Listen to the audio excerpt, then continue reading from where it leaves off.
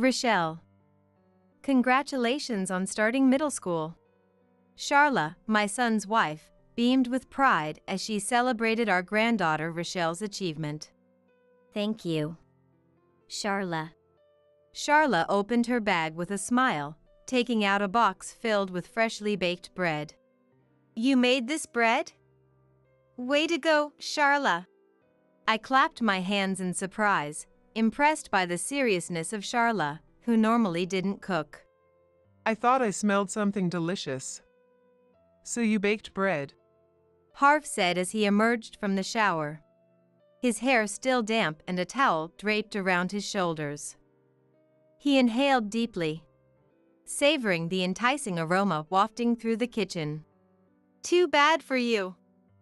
Charla made this bread exclusively for Rochelle. There's none for you. I laughed as I spoke, and Harv looked a bit disappointed, I see. but chuckled good-naturedly, humming a cheerful tune. Charla reheated the boxed bread in the microwave and transferred it to a plate. I made this for Rochelle, so make sure you eat it all, okay? As Rochelle took the bread, she suddenly sneezed. Immediately, Harv abruptly reached for the plate of bread. And before anyone present could stop him, Harv tossed the bread, plate and all, into the garbage can and quickly closed the lid with a decisive thud. What on earth are you doing? How could you do something so cruel? Charla went to all the trouble to make that bread just for Rochelle. Unable to comprehend Harv's actions, I smacked his shoulder 2 or 3 times in reproach. Nana, stop! Rochelle grabbed my arm to stop me. Pop, thank you. Her eyes glistened with large, shimmering tears. My name is Bella, and I'm 60 years old. I work part-time at a local supermarket while living with my husband Harv, a civil servant. We have 2 children, but they're both independent now and have started their own families. Our son, Roland, rented an apartment within walking distance of our house, where he lived with his wife, Charla. Charla was a full decade younger than Roland. Nice to meet you, Bella. I'm Charla. It's a pleasure. When Charla was first introduced to us, Harv and I exchanged surprised glances. Charla, our son is over 30. Are you sure about this? Harv asked with concern, but Roland immediately retorted, with a laugh. What's that supposed to mean? Observing their interaction, Charla smiled. I was a bit anxious at first, but seeing what a fun family you are puts me at ease. Well, if you're okay with a family like ours, we'll be counting on you for the long haul. Harv and I quickly accepted Charla, won over by her bright personality and genuine warmth. According to Roland, Charla had lost her mother at a young age and had been raised by her father ever since. Her father had also passed away a year ago, leaving her with no living relatives. That's why I want you and Dad to treat Charla like a real daughter. Our son appealed to us with a serious gaze, and Harv and I nodded in agreement. Charla, from today onward, we'll treat you as our real daughter. And we want you to think of us as your true mom and dad. Bella, Harv, I can't thank you enough. I'm so happy to have met Roland and his wonderful parents. Charla's eyes brimmed with tears as she bowed her head repeatedly in gratitude. Due to his job in sales, Roland inevitably had to travel frequently for work. Whenever we had time, we would keep Charla company and engage her in conversation. Charla seemed to struggle with cooking, and when Roland wasn't home, she would always resort to buying pre-made meals from the grocery store. That's no way to live, dear. Come have dinner at our place every night. Wouldn't it be a bother? Although Charla politely declined, her face lit up with a radiant smile at the invitation. Nonsense. You're like a real daughter to us, so don't hesitate to rely on us a little. Besides, it's always just Harv and I. Having you around would brighten up our meals. Well, if you insist, I'll gratefully accept. From that day on, Charla began having dinner with us every evening. Additionally, Charla apparently had trouble keeping her place tidy. When I went to check on my son and daughter-in-law's apartment, I found the room littered with bags full of garbage and piles of laundered clothes. Bella! I'm so embarrassed for you to see this mess. Charla hastily tried to shove the garbage bags and laundry into the closet, her cheeks flushed with shame. You need to take out the trash on the designated days and make sure to separate it properly according to the local rules. I went home to retrieve the community newsletter outlining the garbage disposal guidelines and handed it to Charla. I'll come help clean whenever I have time too. Roland asked me to take good care of you, so don't hesitate to ask if you need anything. From then on, Charla began seeking our help at every turn, her requests growing more frequent and demanding. There are weird bugs infesting the kitchen and I'm at my wit's end. I'm too scared to deal with it myself, so please. The laundry has piled up. Can you put it away for me? My friends are coming over to hang out. So could you go shopping for me instead? After just 3 months, Charla's demands were escalating rapidly, her reliance on us becoming increasingly burdensome. Even the mild-mannered Harv grew suspicious.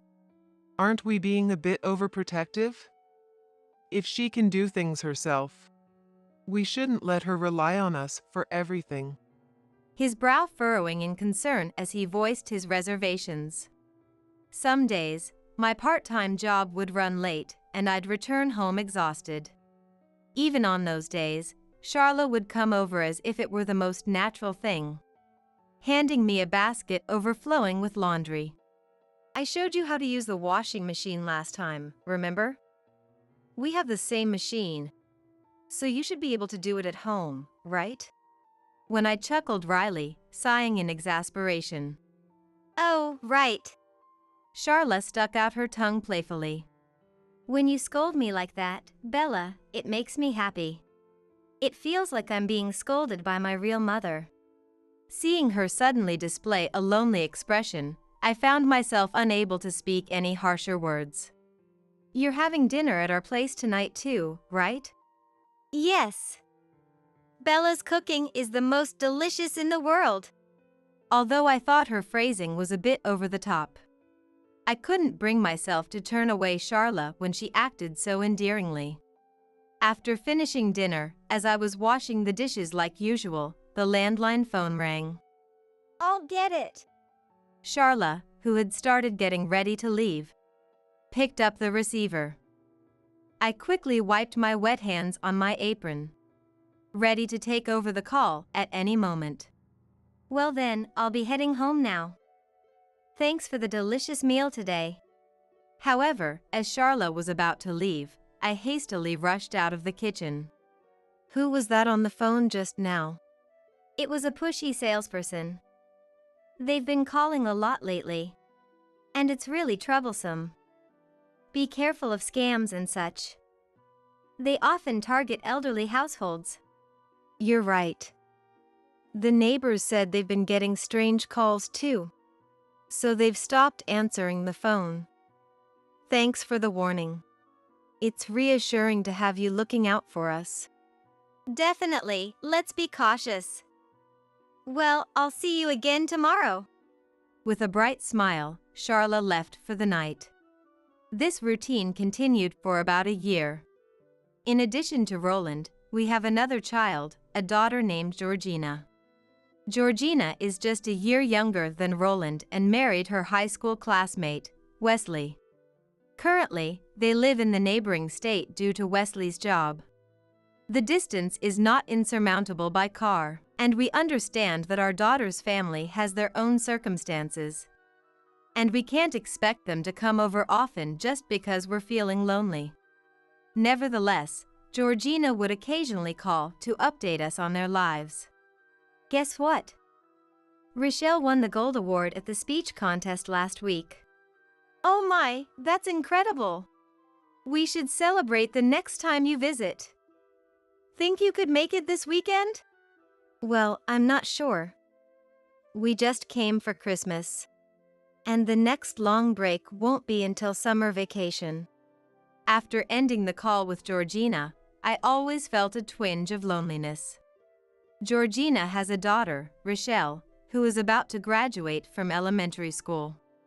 Rochelle is our one and only grandchild, a precious light in our lives. She affectionately calls us Nana and Pop. Her love for us evident in every embrace. Up until a year ago, Wesley would drive the family to visit us every weekend without fail. Rochelle's laughter filling our home. Watching Rochelle energetically run around the spacious yard and rush to hug us. "Oh, why don't you just stay here and never go back home?" I found myself repeatedly voicing a half-joking plea. No way. I have school tomorrow. Rochelle would always take my jokes seriously, replying with a solemn face that only endeared her to us even more. Her earnest nature tugging at our heartstrings. Every time I recalled her adorable face, I yearned to hear Rochelle's voice without reserve. Why don't you come visit us sometime soon? Inviting her over the phone at every opportunity. I'm sorry, Nana. I have cram school tests next week, so I need to study. This week, I promised to go shopping with my friends. And over the weekend, our class is going on a camping trip. Like clockwork, Rochelle would turn down my invitations, always citing one reason or another. Feeling a bit dejected, I would hang up the phone, only to have Harv gently pat my shoulder. Rochelle is at that age now. She must be dealing with a lot, like studying and maintaining friendships. His smile understanding and comforting. You're right. It seems like she's working hard too. Things can't be like they used to, can they? I had no choice but to convince myself to accept the changing times. Although we couldn't see each other as often as before, Rochelle would still call from time to share stories about school. Watching Rochelle grow from afar became a precious connection that sustained us through the passing years. As the day of Rochelle's elementary school graduation drew closer, the end of February fast approaching, Georgina called us with unexpected news. Rochelle will be graduating from elementary school soon, right? This year. Her spring break is longer than usual. I was thinking of bringing Rochelle to visit you this time. What do you think? Would that be okay? You're more than welcome. I'm sure Dad will be thrilled too. But we just visited during Christmas. Are you sure it won't be a bother?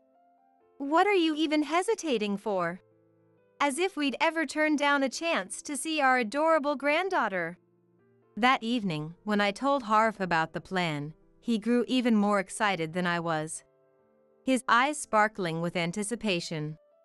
Of course, we'll welcome them with open arms. Why is she acting so reserved with us? This settles it. Let's throw a grand celebration for Rochelle's graduation and middle school entrance. Harv was so overjoyed, he couldn't stop grinning throughout the entire meal. Whoa there, Dad. You all right? Your fork's not moving. At our son's remark, Harv snapped back to reality. Ah, Charla got to see me acting all uncool. Forget what you just witnessed. His cheeks flushing with embarrassment. I'll pretend I didn't see a thing.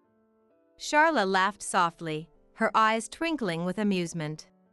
That day, Roland had finished work unusually early and was having dinner with Charla at our place.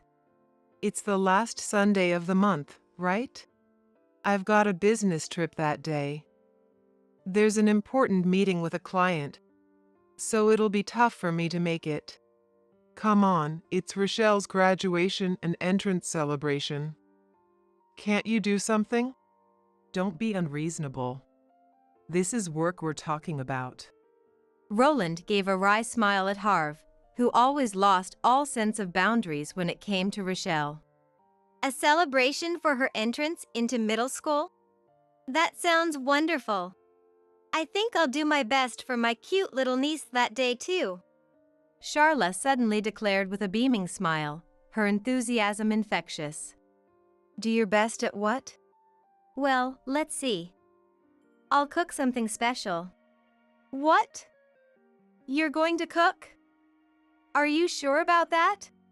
I feigned exaggerated surprise, but deep down, I was absolutely delighted. Charla, who never lifted a finger in the kitchen or with household chores, had just proclaimed she would put her heart into cooking for Rochelle's sake. It's okay, right? Of course it's okay. Oh, I can't wait to see what kind of dishes you'll whip up. Thank you. All right then, I'll work hard and learn some recipes for Rochelle. Seeing Charla's determination, everyone at the table burst into laughter. Before we knew it, the day of the celebration arrived. And our daughter's family came over from the neighboring state. Hello, Nana. We're here. Rochelle greeted me with a slightly more composed demeanor, as she stepped out of the car Wesley had driven.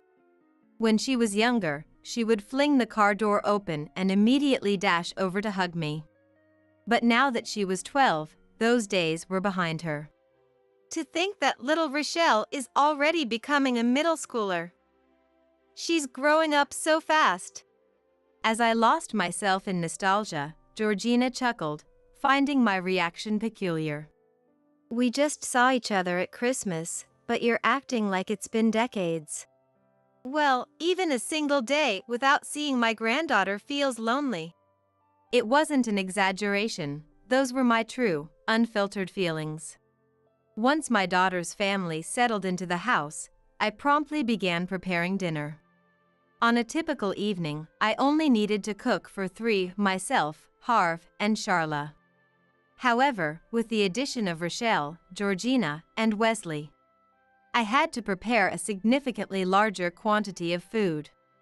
Without needing any prompting, Georgina readily pitched in, helping with the cooking and setting out the appropriate number of plates, knives, and forks. It was clear that Georgina's upbringing had been thorough and proper. Rochelle, too, seemed restless and kept popping her head into the kitchen. What can I do to help?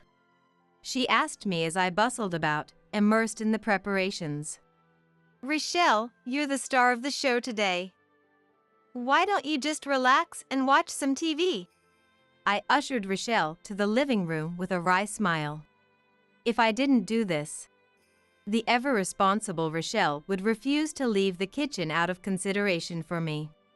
On the kitchen sofa, Charla was sitting and watching TV the entire time. Charla, weren't you supposed to cook something for Rochelle today? Of course I did. Since the moment she had entered our house, Charla had been clutching a paper bag, refusing to let go of it. Rochelle, congratulations on your graduation. And congratulations on starting middle school.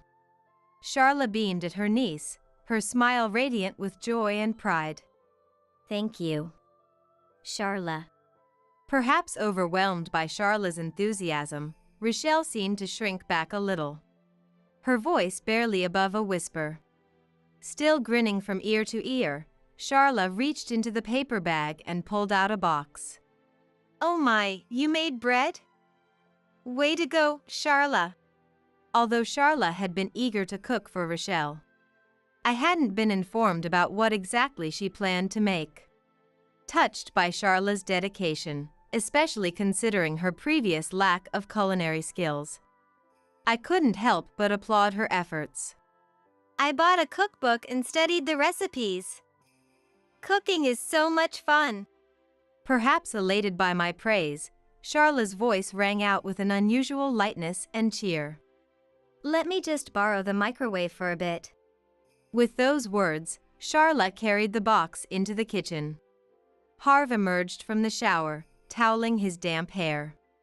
I thought I smelled something delicious. Did you bake bread too? Too bad for you. Charla made this bread exclusively for Rochelle. There's none for you. As I laughed and teased him, Harv looked a bit disappointed, I see. but chuckled good-naturedly. If you'd like, I can make bread for Harv and Bella's wedding anniversary next time. Charla returned from the kitchen, holding the box with a mischievous grin. Now that's something to look forward to. Harv smiled as he gazed at Charla's bread, his eyes softening with anticipation. Humming a cheerful tune, Charla transferred the bread from the box onto a plate. I made this for Rochelle, so make sure you eat it all, okay? Oh, it smells wonderful.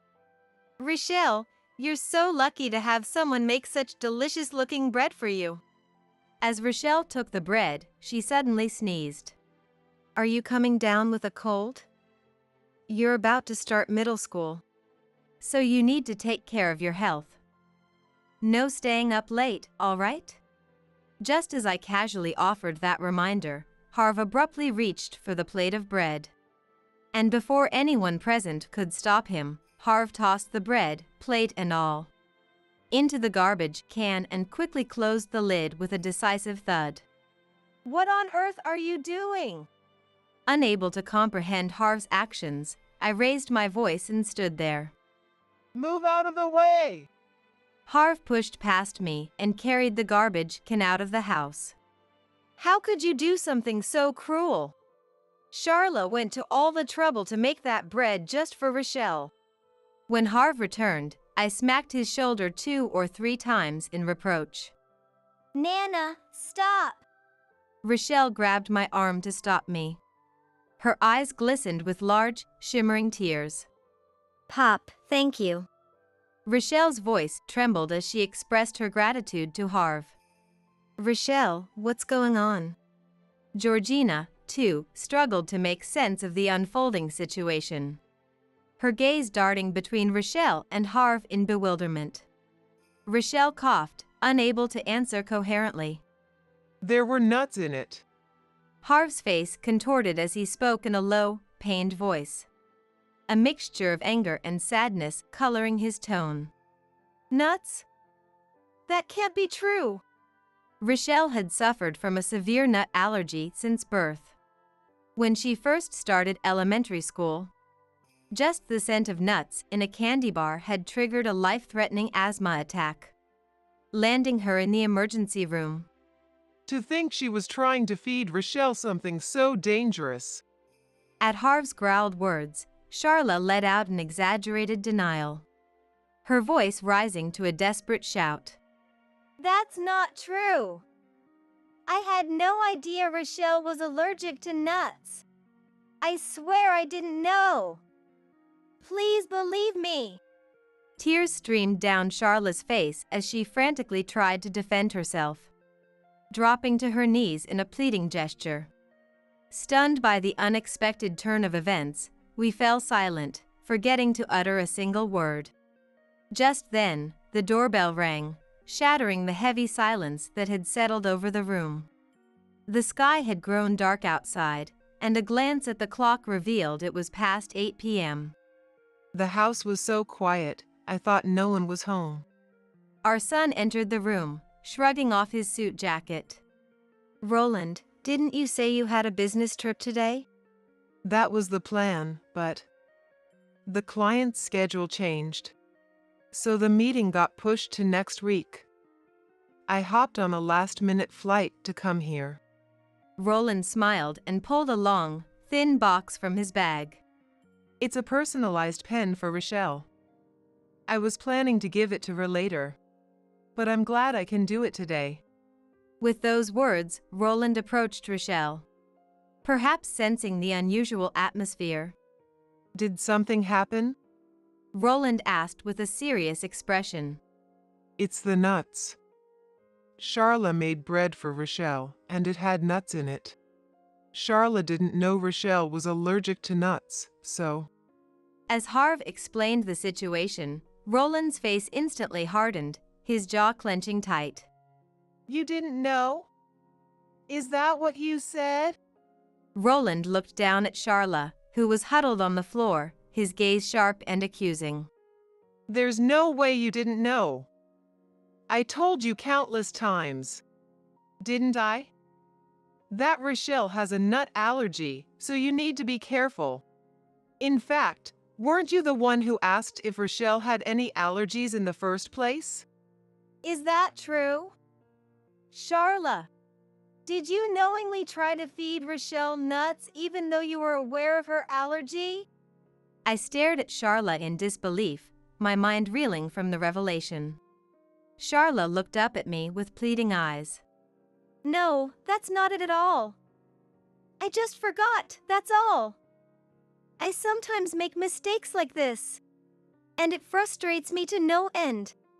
She tried to brush off her actions as a simple, unintentional error. Then, Georgina, who had been silently observing the scene, spoke up, her tone measured but firm. Charla, that's not the only thing you're hiding, is it? Her sharp gaze pierced through Charla as she questioned her. What do you mean? There's more to this? I felt as if everything I had believed in was crumbling before my eyes. And I feared I might lose my sanity. It was around the end of last year. Rochelle called to talk to Mom and Dad. But Charla answered the phone. And you know what she said to Rochelle? In a low, scolding voice. She told her, "Don't come over to play anymore." I was right beside her when I heard those words. And I couldn't believe my own ears. That's a lie! Why would I ever say something like that? Charla denied it vehemently, her voice trembling with emotion. However, Georgina refused to relent in her pursuit of the truth. Rochelle wrote countless letters addressed to Mom and Dad. But not a single one received a reply. Did you read those letters, Mom and Dad? At Georgina's question, I turned to Harv, but he shook his head in denial. Until that very moment, I had been completely unaware that such letters had been sent. Is that true, Rochelle? You wrote letters and sent them to us? Rochelle nodded. And while Mom and Dad were out at work, Charla took it upon herself to retrieve those letters from the mailbox and dispose of them. Didn't she? You even laughed as you told me about it yourself. That's another lie. I never did anything like that, not even once. Charla denied it once more, her voice rising in desperation. Georgina walked over to the landline phone. You see, this phone has an external automatic recording device installed for fraud prevention. Your conversation with Rochelle should be properly recorded. With a matter-of-fact tone, she specified the relevant date and time. Then pressed the playback button. Grandma and Grandpa are really bothered by it, you know. They find the phone calls annoying too. Rochelle, you're already in 6th grade, aren't you? Aren't you embarrassed to keep relying on them like a child? Well, I suppose I can turn a blind eye to the occasional phone call.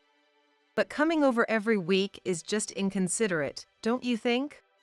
Grandma and Grandpa are too kind to say it outright, but that's how they feel. Writing letters is pointless too. I tear them up and throw them away so they don't burden Grandma when she comes home tired from her part-time job. Listening to Charla's recorded voice, I was overcome by a wave of dizziness. Charla, what is the meaning of this? When did I ever say that Rochelle was a bother? Charla merely trembled, refusing to utter a word in her defense. Rochelle made me promise not to tell Mom and Dad because she didn't want to worry them. But I can't stay silent anymore. Not after you knowingly tried to feed her nuts despite her allergy. Rochelle, Georgina. I'm her husband, and yet I had no idea. I'm so sorry. Roland dropped to his knees, apologizing for allowing Charla to do as she pleased all this time. It's okay, Uncle. It's not your fault. I don't think there's cause for concern, but just to be safe, take her to the hospital immediately. Harv instructed, his face tense with worry. Without hesitation, Wesley hoisted Rochelle onto his back and carried her to the car parked in the garage. After watching Georgina follow them out. For now, I'm taking Charla home today. We need to talk about what happens next. Roland fixed Charla with a terrifying glare. No! I don't want to go back. Let me stay here forever. Mom, Dad, I'm truly sorry about today. Roland apologized to us repeatedly before forcibly dragging Charla, who refused to budge, back home with him. In the end, Roland and Charla officially divorced. As for why Charla had resorted to such foolish actions, Harv and I were shocked when Roland revealed her motive. According to her, she couldn't stand seeing Mom and Dad, who usually doted on her, prioritizing and cherishing Rochelle over her. You can't be serious. That's why she tried to hurt Rochelle? For Charla, who lost her mother at a young age, Mom was like a real mother to her. But Mom loved her granddaughter Rochelle even more than she loved Charla. She must have been jealous, feeling like her mother was taken away from her. Roland's next words pushed our anger towards Charla to its peak. She showed no remorse at all. She said we were making too big a fuss over a mere allergy. She even laughed as she signed the divorce papers. This isn't some harmless prank that can be brushed off. You're right. This is a crime. We can't forgive Charla for hurting our precious granddaughter. After discussing it among the three of us, Roland took a doctor's medical report to the police and filed a criminal complaint against Charla for assault. Upon her arrest, Charla admitted during the investigation that she had deliberately mixed nuts into the bread. Now, detained in a holding cell, Charla awaits the day of her trial. However, regardless of the verdict handed down to Charla, we will likely never see her again. Rochelle, now a middle school student, is happily sweating it out with her teammates in the softball club. On a day with a pleasant autumn breeze, I find myself at Rochelle's middle school. Grandma, did you see me hit that ball? Rochelle flashes me a carefree smile, unchanged from her childhood days. On that fateful night of her graduation celebration. If Harv hadn't realized Charla's true intentions, we might never have seen Rochelle's smile again. Thanks to Harv, who saved our precious granddaughter from crisis in the nick of time. Rochelle's future is now protected. Grandma, what's wrong? You've been staring at my face for a while now. It's nothing. I was just thinking about how adorable you are. No matter how many times I look at you. What's that? Don't say weird things. It's not weird at all. You are our irreplaceable treasure. When I said this with a serious face, Rochelle averted her gaze, looking a bit embarrassed, and ran off to join her friends. She says she wants to be a nurse in the future. Apparently, the nurse at the hospital we rushed to that time was so calm and reassuring. Rochelle found her dream for the future, wanting to become someone like that. I guess it wasn't all bad. Georgina spoke as she watched her daughter, who had grown so strong and resilient. Is that so? I was really worried after what happened. Rochelle is a tough girl, isn't she? I, too, will do my utmost to support and protect Rochelle's strength. To be there for her and help her as she moves forward into the future. My husband Curtis looked at me and snapped. A hospital stay just for an ulcer? It's not that serious of a disease. You're making too much of a big deal out of it. It seemed like he wasn't worried at all. It's because you pushed her too hard, Ashley said, making him uncomfortable, so he declared, I'll go buy something to drink, and left the room. After a while, Curtis came back looking very anxious. You have only a year left to live, he said solemnly. What? I was surprised, wondering if there had been some explanation from the doctor that I was unaware of. No, I just overheard your parents talking outside. I was going to greet them, but then I heard something like that. I wondered what my parents were talking about. As we sat in silence, Ashley suddenly burst into laughter. Pfft. Ha ha ha. Wondering what was going on, we both looked at Ashley. Then she turned to Curtis and dropped a bombshell. What are you talking about? Isn't that about your mistress and not Mom? The air froze. Dad, we know everything. Hey Stella, isn't breakfast ready yet? As usual, Curtis called out to me. I was in the kitchen, preparing breakfast. It'll be ready soon, I answered while setting up the corn soup and bread on the table. I told you I have a meeting this morning. I have preparations to make. Hurry up. I placed the omelet on a plate in front of Curtis, who started eating without a prayer. After all, I was just preparing everything as usual. It was he who overslept. Suppressing my thoughts, I started doing the laundry. Once Curtis hurried out, I finally took a breath of relief. The morning news show started, and I took my breakfast to the lively sound of the TV. As a housewife, I spent my days like this, taking care of Curtis. After 25 years of marriage, with a lot of time spent alone at home, I've been thinking about picking up a hobby, but my shy nature always gets in the way, preventing me from taking the first step. Every day, I prepare breakfast for Curtis, do the laundry, clean, shop. I was getting bored with the repetition of the same days. I've thought about going to work, but I've been frail since I was young, and after giving birth to our daughter Ashley, I became even more prone to illness, so that was not an option. Will my life just end without anything changing? As I was thinking this, the doorbell rang. The sound of the front door unlocking was heard, and Ashley entered. "Mom, are you here?" she said, opening the door to the living room. Welcome back. Ashley sometimes comes back like this to check on me. When I'm not feeling well, she even helps with the housework. She's such a capable daughter.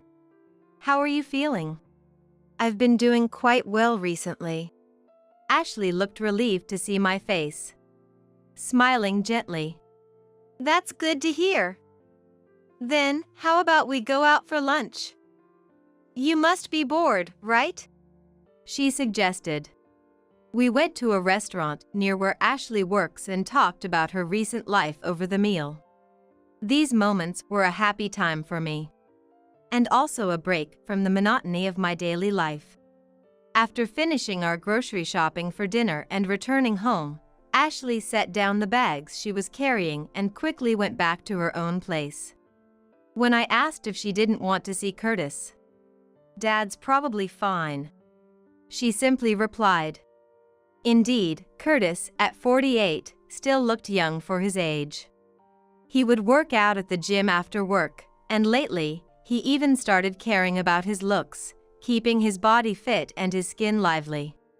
He always had high self-esteem, saying, "I don't want to become someone who gives up just because they're getting older." Compared to Curtis, I feel like an old woman, overshadowed by him and treated coldly. After Ashley left, a flyer on the table caught my eye. It was something that had been put in the mailbox. The flyer featured a beautiful woman. It seemed to be for a yoga class being held nearby, taught by an active model, offering reasonable prices for people of all ages. I wonder if I could manage yoga, given my frail health. But I found myself making excuses and tucked the flyer away between the pages of a newspaper. Looking at the clock, it was almost 5 p.m. I must start preparing dinner soon. If Curtis comes home and dinner isn't ready, he'll yell at me again. Since he was in a bad mood from the morning, I planned to make his favorite dishes. And so, I found myself preparing dinner for Curtis again, as usual. Around 7 p.m., Curtis came home. I immediately started preparing the shower. Curtis prefers to shower before dinner. While waiting for the shower to be ready, Curtis was drinking a can of beer and reading the newspaper in the living room. Wow! Isn't she a beauty? I was startled by his sudden outburst, only to realize he was looking at the yoga class flyer I had tucked in. Huh. A model and yoga instructor, huh. It's close to our house too. Hey, why don't you give it a try? He said, looking at me with a sarcastic tone. An old woman like me going there would just be a nuisance. I brushed it off lightly, but he sighed. You always say that. Try to take care of your body a little. It seemed he was also tired of my negative thinking. You used to be good in your younger days, but you're becoming more of an old woman day by day. He left those words behind and headed to the bathroom. When did I start to feel so miserable? It had become so routine that I seemed to have become numb to it. But even so, I can't go back to my younger days. I knew all too well that the reason I never took action was none other than myself. Envious of the radiant smile of the woman on the yoga class flyer, I felt like I was living in a world far removed from blaming someone or something else. On his next day off, Curtis left with the yoga class flyer. Are men allowed to go there too? It was a class held at a young woman's home. Wondering if that was really okay, I asked. It says here people of all ages and genders. So it should be fine. I'm just going to observe. If it's not okay, I'll come right back. He left the house cheerfully, leaving me behind. I wish he had taken me with him. Even though I had chosen not to go, I found myself blaming others again. Fed up with myself, I decided to go for a walk for a change of scenery. I wondered if I could catch a glimpse of what the yoga class was like, even if from outside. It was a sunny Saturday afternoon. Perfect for a walk.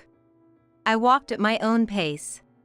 Eventually, I reached the neighboring town where the yoga class was. I didn't remember the address from the flyer, but I had a rough map in my head. And so, I walked looking for the yoga studio sign. Yoga. Yoga. Then I realized. There were no signs for a yoga studio around here. I can't tell where it is. Just as I was about to give up and go back, I heard a familiar laugh.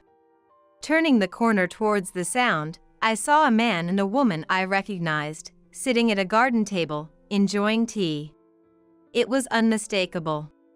Curtis and the yoga class instructor. Not wanting Curtis to notice me, I couldn't hear what they were talking about, but they seemed to be having a great time. Despite being my husband, I was impressed that he didn't seem out of place even next to a young woman. Suddenly, I felt miserably shabby and pathetic. Unable to stay still, I quickly returned the way I came. Why do I always end up like this? All the way home, I kept blaming myself. It wasn't just about my deteriorated appearance. Above all, I needed to do something about this self-deprecating personality. I resolved to change. In the evening, as I was preparing dinner, Curtis came home in a particularly good mood. How was the yoga class? My heart raced, wondering if he knew I had seen him having a good time. Yeah. It was fun. The teacher was around Ashley's age, but she had proper qualifications as an instructor and seemed very competent. So she was that young. I wondered what kind of conversations they had, what made them enjoy their time so much. I became a bit curious. Maybe I should try yoga too. I murmured to myself, then. No, that would be impossible for you. Curtis looked me up and down exaggeratedly before laughing. There were a few others there, but none like an old woman like you. You'd just embarrass yourself. Hearing that, I got angry. I was jealous of the yoga instructor, but I had been trying to think more positively. Seeing my expression, If you're so angry, you should have done something about it sooner, he said dismissively before disappearing into the bathroom. I thought about attending on a weekday when Curtis wouldn't know, but I was sure they'd identify us as a couple based on our last name or address. If Curtis found out, he'd surely berate me. So, despite my resolve earlier in the day, I became gloomy and secluded myself. 3 months had passed since Curtis started attending the yoga class. He went there on his days off, not just for yoga, but it seemed he was also helping with minor DIY for home decor and other small errands. Isn't that something you shouldn't have to help with? I brought it up to Curtis, concerned, but he snapped at me. A girl around Ashley's age is in trouble, and you won't let me help her? Or do you think there's something shady going on? Ridiculous. Even though he's not the kind to help around the house even when I'm feeling unwell. It was unbearable to feel like he valued the instructor more than me. But I couldn't neglect my household duties. I focused more on housework, and Curtis complained about me even more. Ashley, who occasionally came to help, said to Curtis, Dad, you're being too harsh on Mom. But he dismissed her. That's Stella's job. If you've moved out, don't interfere. Ashley, perhaps fed up with Curtis, started coming back when he wasn't around. Then one day, I finally fell ill and collapsed. Luckily, Ashley was coming home that day and took me to the hospital. Ashley was shocked to find me curled up in the kitchen, thinking her heart would stop. She even contacted my parents, who live nearby, and I was surprised to see them visit me in the hospital bed after the examination. I couldn't help it. You're already frail, Ashley said, looking down. Who could blame her for worrying? Thank you for worrying about me. After explaining the examination results to Ashley and my parents, they left the room, relieved. I was diagnosed with a gastric ulcer. After seeing my parents off, Ashley came back to the room to vent. I contacted Dad too. He's late, isn't he? I knew Curtis wouldn't leave work early to rush over for me. But it still felt lonely. I'll come again tomorrow. You'll need a change of clothes, right? Ashley couldn't bear to leave me looking so forlorn. I was grateful to have raised such a kind daughter. That was my only pride. I'll contact Dad again. See you tomorrow. Ashley left, but Curtis didn't come to the hospital room that day. The next day, Ashley brought me the things I needed for my hospital stay. Looking somewhat guilty, Curtis was standing behind her. As soon as he saw me, he sneered. A hospital stay just for an ulcer? It's not that serious of a disease. You're making too much of a big deal out of it. He seemed not to be worried at all. You've been pushing her too hard, Ashley said, making him uncomfortable, so he announced, I'll go buy something to drink, and left the room. Really, I can't believe him, of all people. Ashley seemed thoroughly disgusted. I thought he might just leave, but surprisingly, he came back quickly and very anxious. You have only a year left to live, Curtis said, looking serious. It seemed it was no joke. What? I was shocked, wondering if there had been some explanation from the doctor that I was unaware of. I just overheard your parents talking outside. I was going to greet them, but then I heard something like that. I wondered what my parents were talking about. As we sat in silence, Ashley suddenly started laughing. Pfft. Ha ha ha. Wondering what was going on, the two of us looked at Ashley. Then Ashley turned to Curtis and said something shocking. What are you talking about? Isn't that about your mistress and not Mom? The atmosphere froze. Stella, are you okay? I came to check on you. Cutting through the tension, my parents arrived. Grandma, Grandpa. I was just about to talk about everything. So, we're doing it now. Dad was silent, but his glare kept Curtis from running away. Dad, we know everything. Ashley began to tell everything. It was about a month after Curtis started going to the yoga class. On her way home from our house, Ashley witnessed something unbelievable. That day, I had been telling Ashley about the yoga class. I reconsidered wanting to go myself and asked Ashley to check it out for me. I asked her to go and ask if it was really a kind of place that would make me feel out of place, like Curtis said. I could have gone myself, but I was scared. Sure, I can even check it out on my way home today. Ashley agreed cheerfully and went to the yoga class. When Ashley got close to the studio, she saw someone leaving the entrance. She quickly hid around the corner to see it was apparently Curtis and the instructor. Curtis was supposed to be at work that day, but Ashley couldn't have mistaken her own father. Feeling something was off, Ashley stayed hidden and watched. After a while of conversation, Curtis and the woman, after checking their surroundings, leaned in and kissed.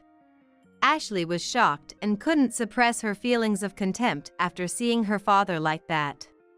That's why she started coming home only when Curtis wasn't there. After watching Curtis leave, Ashley immediately contacted me. Mom, you'd better stay away from there. Ashley, usually so positive, saying something like that made me ask what was wrong, but she wouldn't say. I just feel like you and that instructor wouldn't get along. Looking back, it must have been Ashley's kindness trying not to alarm me. Unaware, I regretted missing another chance to go to the yoga class, but a few days later, while walking near the studio again, I spotted a suspicious woman hiding by a fence, seemingly trying to peek inside. How disturbing. Approaching, I realized it was Ashley. What was she doing? She hadn't noticed me approaching. Not wanting to startle her, I stopped and called her mobile, hoping it was someone else, but knowing it was Ashley. My wish shattered when she noticed the call from me and walked away from the studio to answer. Hello, Ashley? What are you doing there? I asked, sighing. Surprised, Ashley looked around and saw me. And when she saw me in the distance, I'm coming over. She ended the call and hurried to me. I thought there was some suspicious person. Seeing my disapproving face, she looked awkward. So, what were you doing? Staring back at me, she said. We'll stand out here, let's talk somewhere else. Deciding something, she began walking. We can go to our house since Curtis won't be back yet. Feeling the seriousness, we headed home. Upon arriving home, I made some tea. After taking a moment to relax, I once again asked Ashley. So, what were you doing there? That's the yoga studio Curtis attends, right? I had previously asked her to scout the place for me, to see what the atmosphere was like, but I thought that matter had been resolved then. Look, before I say anything else, I want you to know that I'm always on your side, no matter what. Starting with that, Ashley told me everything she had seen. On the day she went to observe the yoga studio, she saw Curtis and the instructor coming out looking cozy. They talked intimately and kissed after checking their surroundings. She had been hesitant to tell me, carrying the burden alone to avoid hurting me. I wanted to believe in Dad, too, Ashley said, sipping her tea. She had wanted to believe, so she kept going back to the yoga studio. But contrary to her hopes, Curtis was frequently there, getting along well with the instructor. I was thinking, if I could somehow catch them in the act. If she had proof, she could confront Curtis. She thought by having something over him, she could make him stop treating me badly. I could have been reported for stalking. Discovering her there helped Ashley regain her composure. Yes. Despite hearing about Curtis's affair, I somehow remained calm. I had suspected something beyond just yoga lessons. Curtis denied it, but I lacked the courage to delve further. Hey, Mom. Are we just going to leave things as they are? Ashley looked at me worriedly. If you're up for it, I'm willing to help. I immediately understood what she was hinting at. You're asking if I'm considering divorce? Ashley just nodded without saying a word. What do I want? I asked myself. Honestly, even if I decided to divorce, I wasn't sure I could make it on my own. Having been a housewife all this time, could I really find work? Plus, there were my health concerns. Ashley offered her support, but I couldn't always depend on her. Sensing my deep thought, Ashley reassured me. Even if you decide not to divorce, like I said earlier, I'm always on your side. And left before Curtis came home. Curtis arrived and immediately started complaining about everything as usual. The taste of dinner, the cleanliness of the house, as if he was searching for faults on purpose. Had it not been for the discussion with Ashley earlier, I might have been able to ignore it, but today I couldn't. Hearing the facts from Ashley, everything Curtis did started to disgust me. His voice, being in the same room, everything felt repulsive.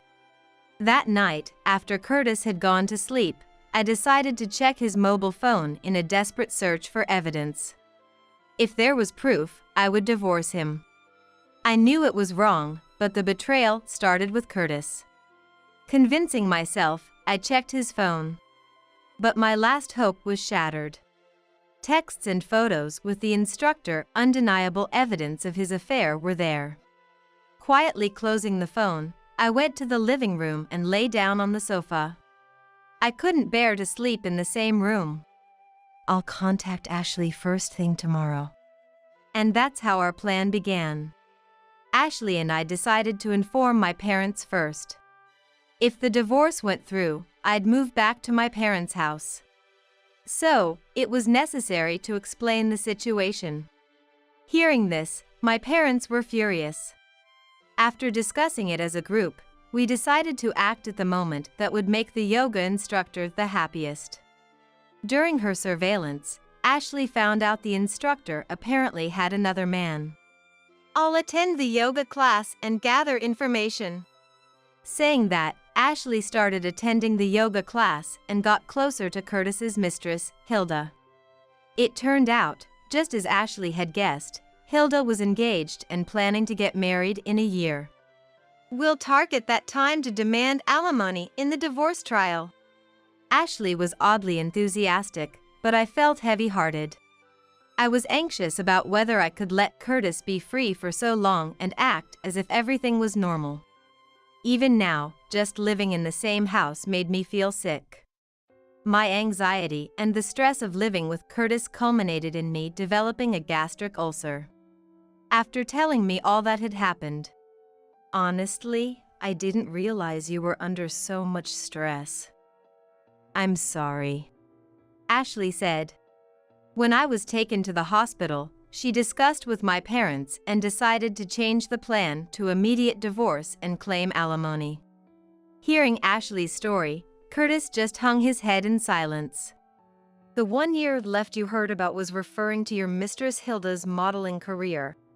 Ashley spoke coldly and formally to Curtis. There's no need for such drastic measures. A normal divorce would suffice. Don't destroy someone's happiness like that.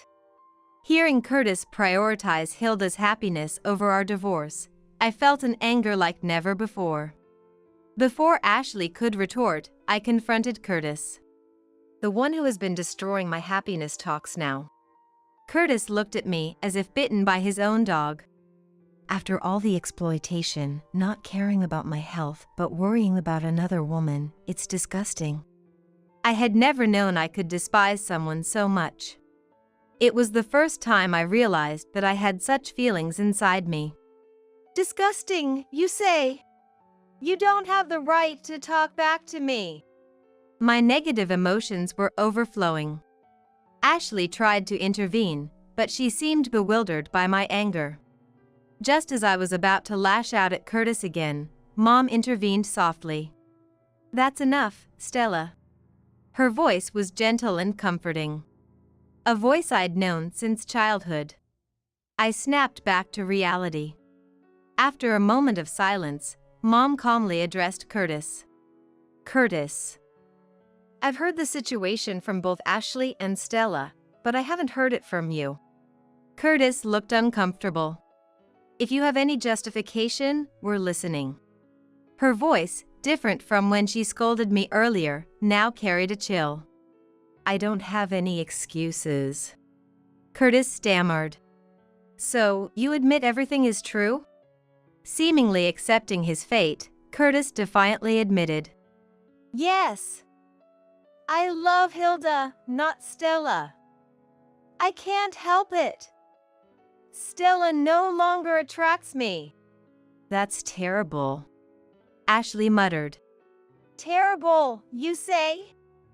Which is worse? I thought Hilda and I loved each other. But to think, Hilda had another man." It seemed Curtis didn't know about Hilda's fiancé.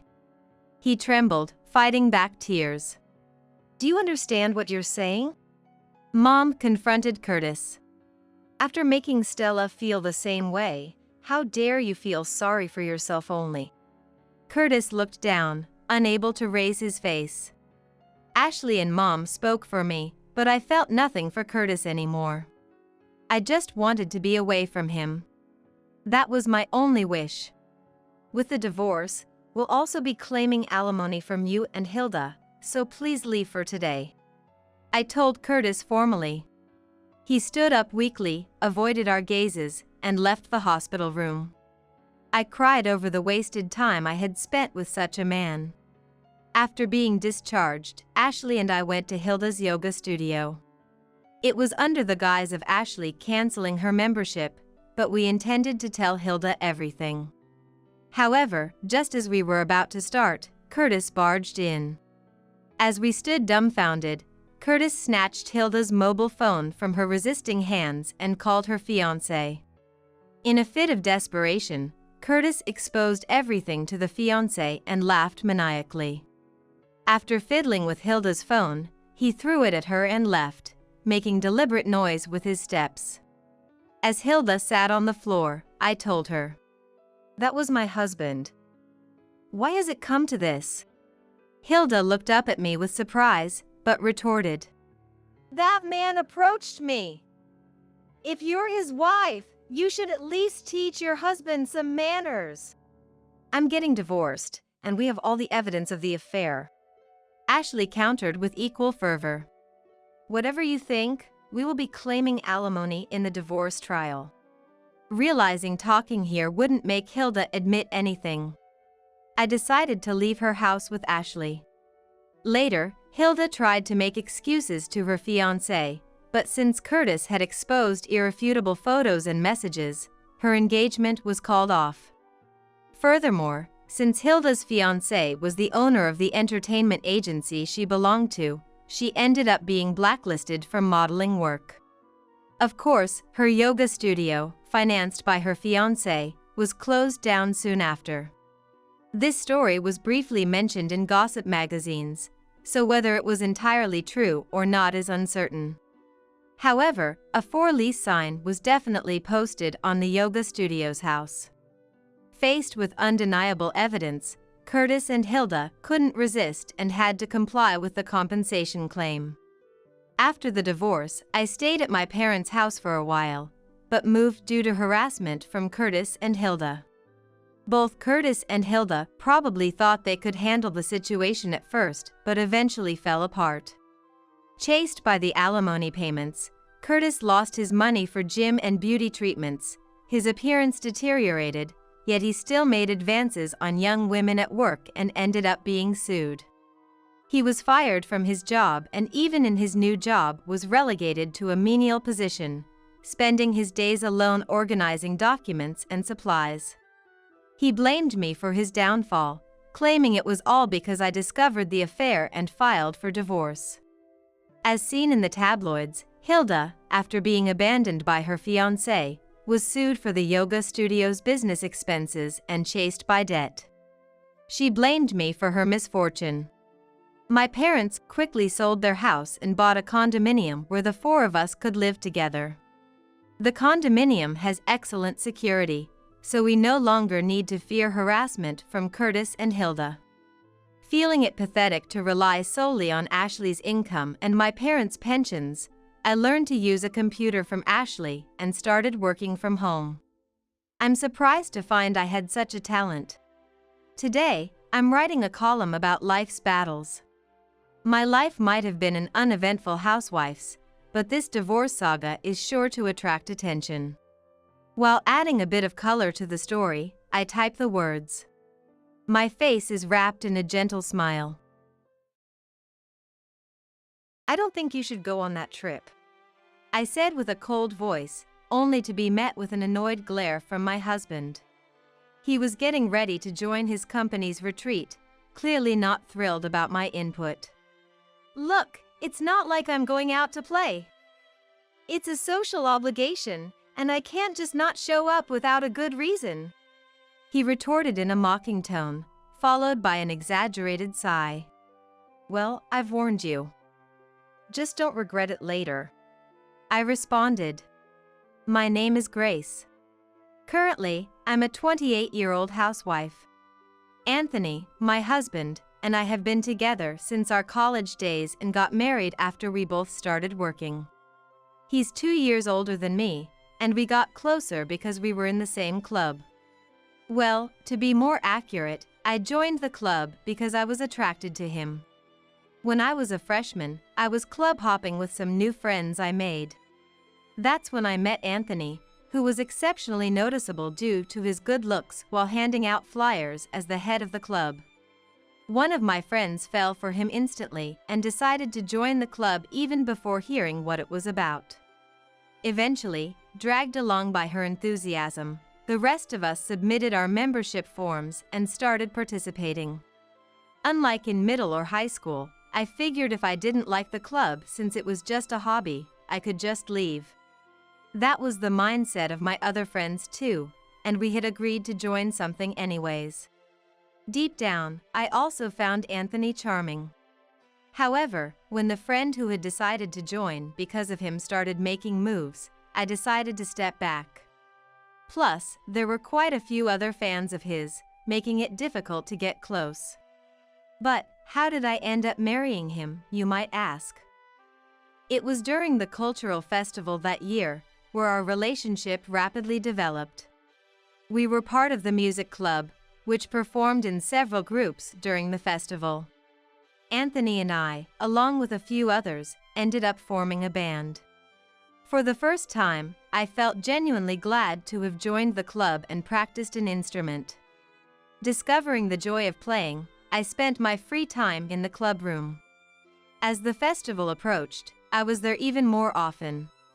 Sometimes, it was just Anthony and me, and through these moments, we grew closer and started dating after the festival, with me making the first move. However, after our successful performance at the festival, Anthony gained more admirers, and I chose to keep our relationship a secret. I wanted to brag about being with him, and he said it was unnecessary to hide. But he didn't understand my fear of other women's jealousy. We often targeted weekdays when it was less crowded for our outings. It felt like a secret date, which was fun in its own way, and I cherished the time I could spend with my husband. But then, he started his job search. Until he got an offer, even my usually calm husband was understandably tense. He seemed to have less time for part-time jobs, often complaining about being broke every time we met. Since the days we could meet were getting fewer, I secretly increased my shifts and used the money I earned to cook for him. I feel pathetic having to rely on this, he would say, yet he happily devoured every meal I made. From that time, I vaguely imagined our life together as a married couple, though I thought it was too soon to mention it to my busy boyfriend. Eventually, when he landed a job and graduated, and I had my graduation confirmed, we got engaged.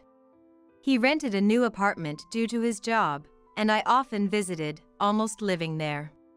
We were in a semi-cohabiting state, but he paid for the rent and utilities with his salary, so I helped out with household chores in return.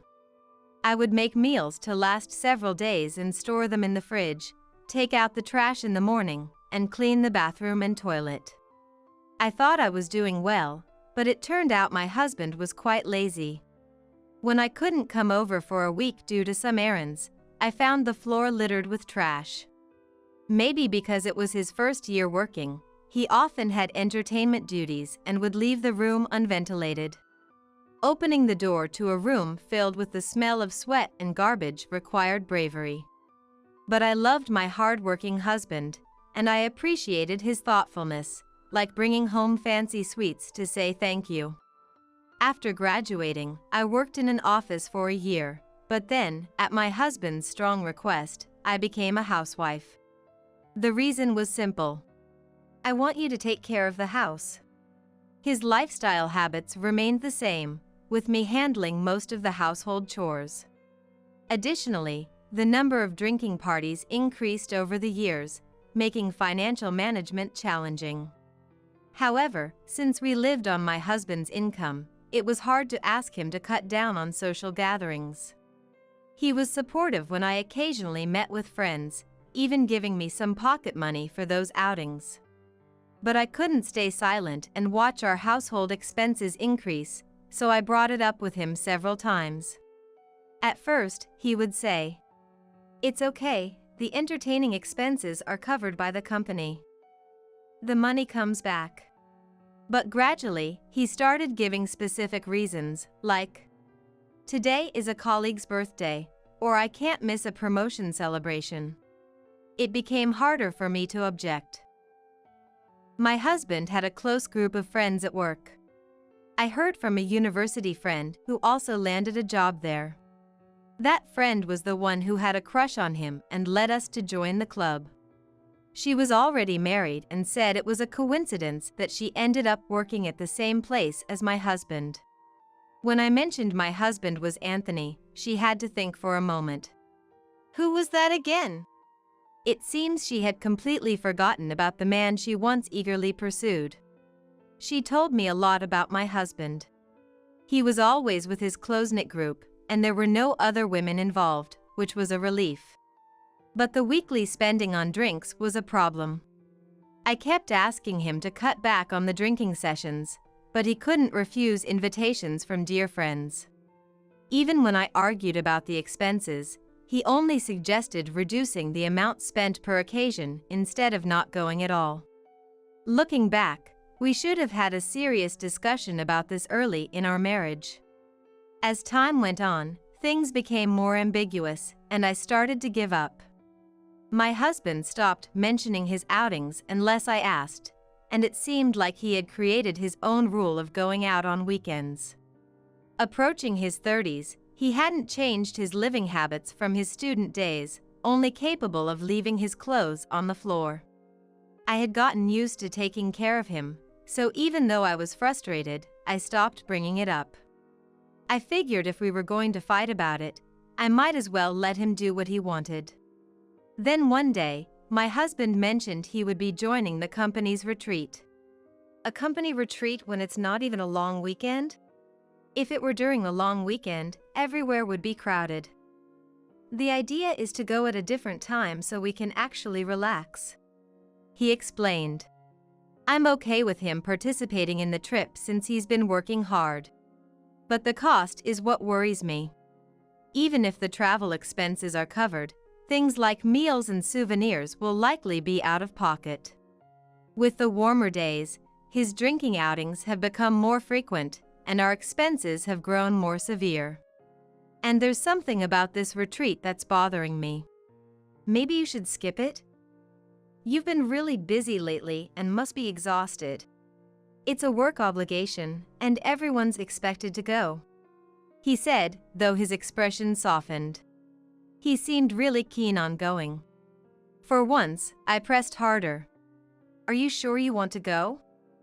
We can't afford to spend more right now with all our bills. Thinking I was angry, he raised his voice. Are you seriously telling me not to go now? You say we don't have money, but it's all coming from my salary anyway. Don't act so high and mighty. It seems he made me a housewife just to say this, thinking it would silence me. True to form, I stayed quiet, and he, feeling reassured, said, You've had fewer friends since we got married. You're just jealous of me. I was irritated but too dismayed to retort. Who's been sacrificing social ties to keep this household running? I was on the verge of saying it but lacked the energy to bother.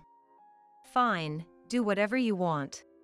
At that, he momentarily looked triumphant. Then patronizingly patted my head, asking sweetly, What would you like for a souvenir? Ever since college, he's believed his wife adores him.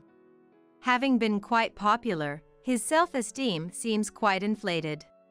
His life has been so charmed that his lack of malice is actually more problematic. Turns out, the trip was set for the very next day, and he left early in the morning, full of enthusiasm. Surprisingly, he managed all the preparations himself, dragging along a neat suitcase he must have bought at some point. During the week he was gone, I had a peaceful time.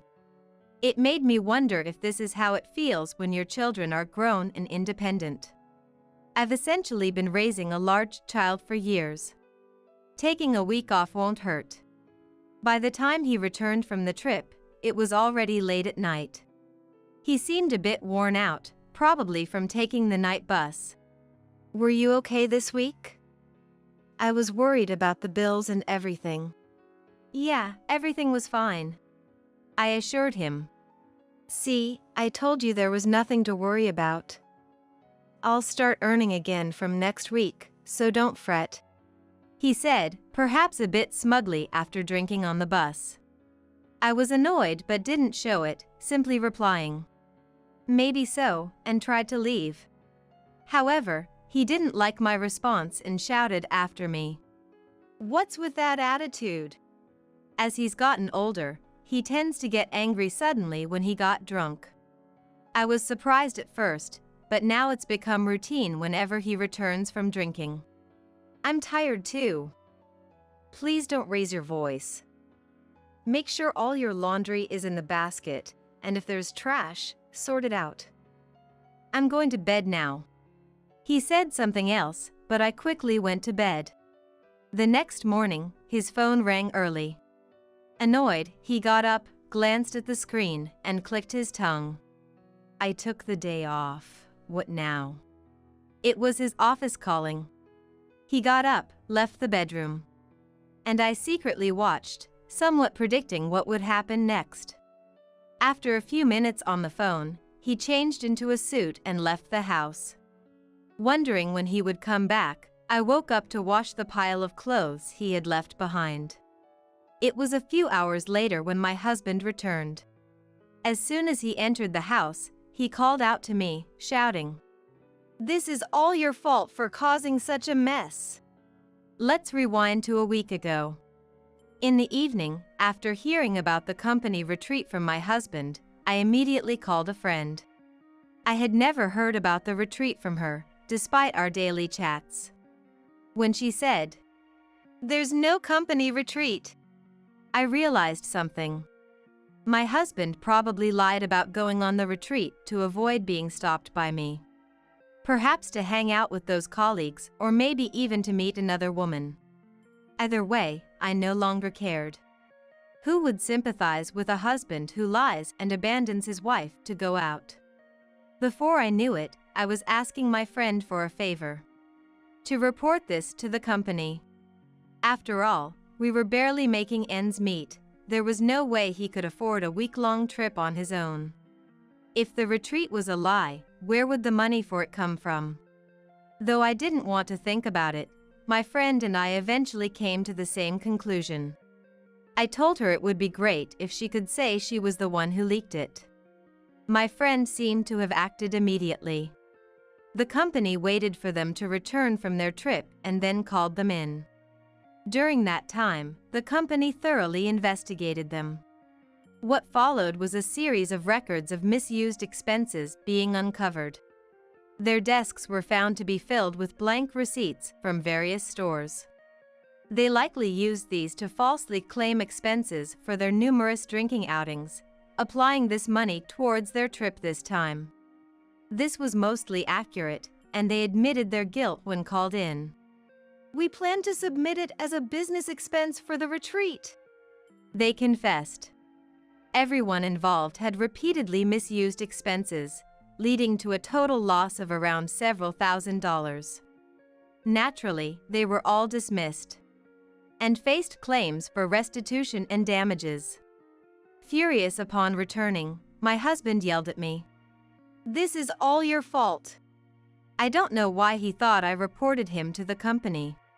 Since my friend was the one who actually reported it, I was relieved she wouldn't be harmed. Ignoring his own actions, he raged in front of me, where I presented him with the already filled-out divorce papers. Getting caught was your own fault. That's why I told you to cancel the trip. But if you've been doing this all along, it was bound to come out sooner or later. Though he glared and trembled, he snatched the divorce papers, saying, "I'm better off without a snitching, spiteful wife," and threw them at me as if to slap me with them. Good, this makes things easier. Goodbye, then. With that, I left, carrying the bags I had already packed. He kept his back to me until I left the room, perhaps out of pride. I caught a glimpse of his graying hairline and felt a twinge of sadness for the Anthony I once admired. Then, I headed to the small apartment I had already arranged. I never thought I'd use my savings from a year of work this way. Although I had some savings, the initial moving costs significantly depleted. Now, I need to find a job. After being a housewife for so long without any particular qualifications, I wonder if I can find work. At first, any job will do. I decided to work and become independent.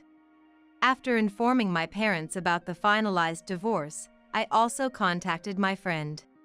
One of them, concerned about me, suggested we meet up after a long time. That's right. Now that I'm divorced, I should live my life freely. I won't be forced to do household chores for anyone else.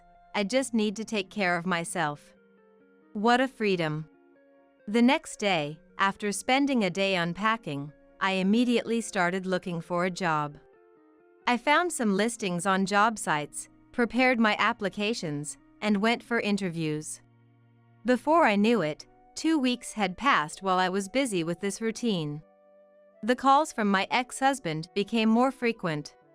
On the other end of the phone, Anthony alternated between anger and tears.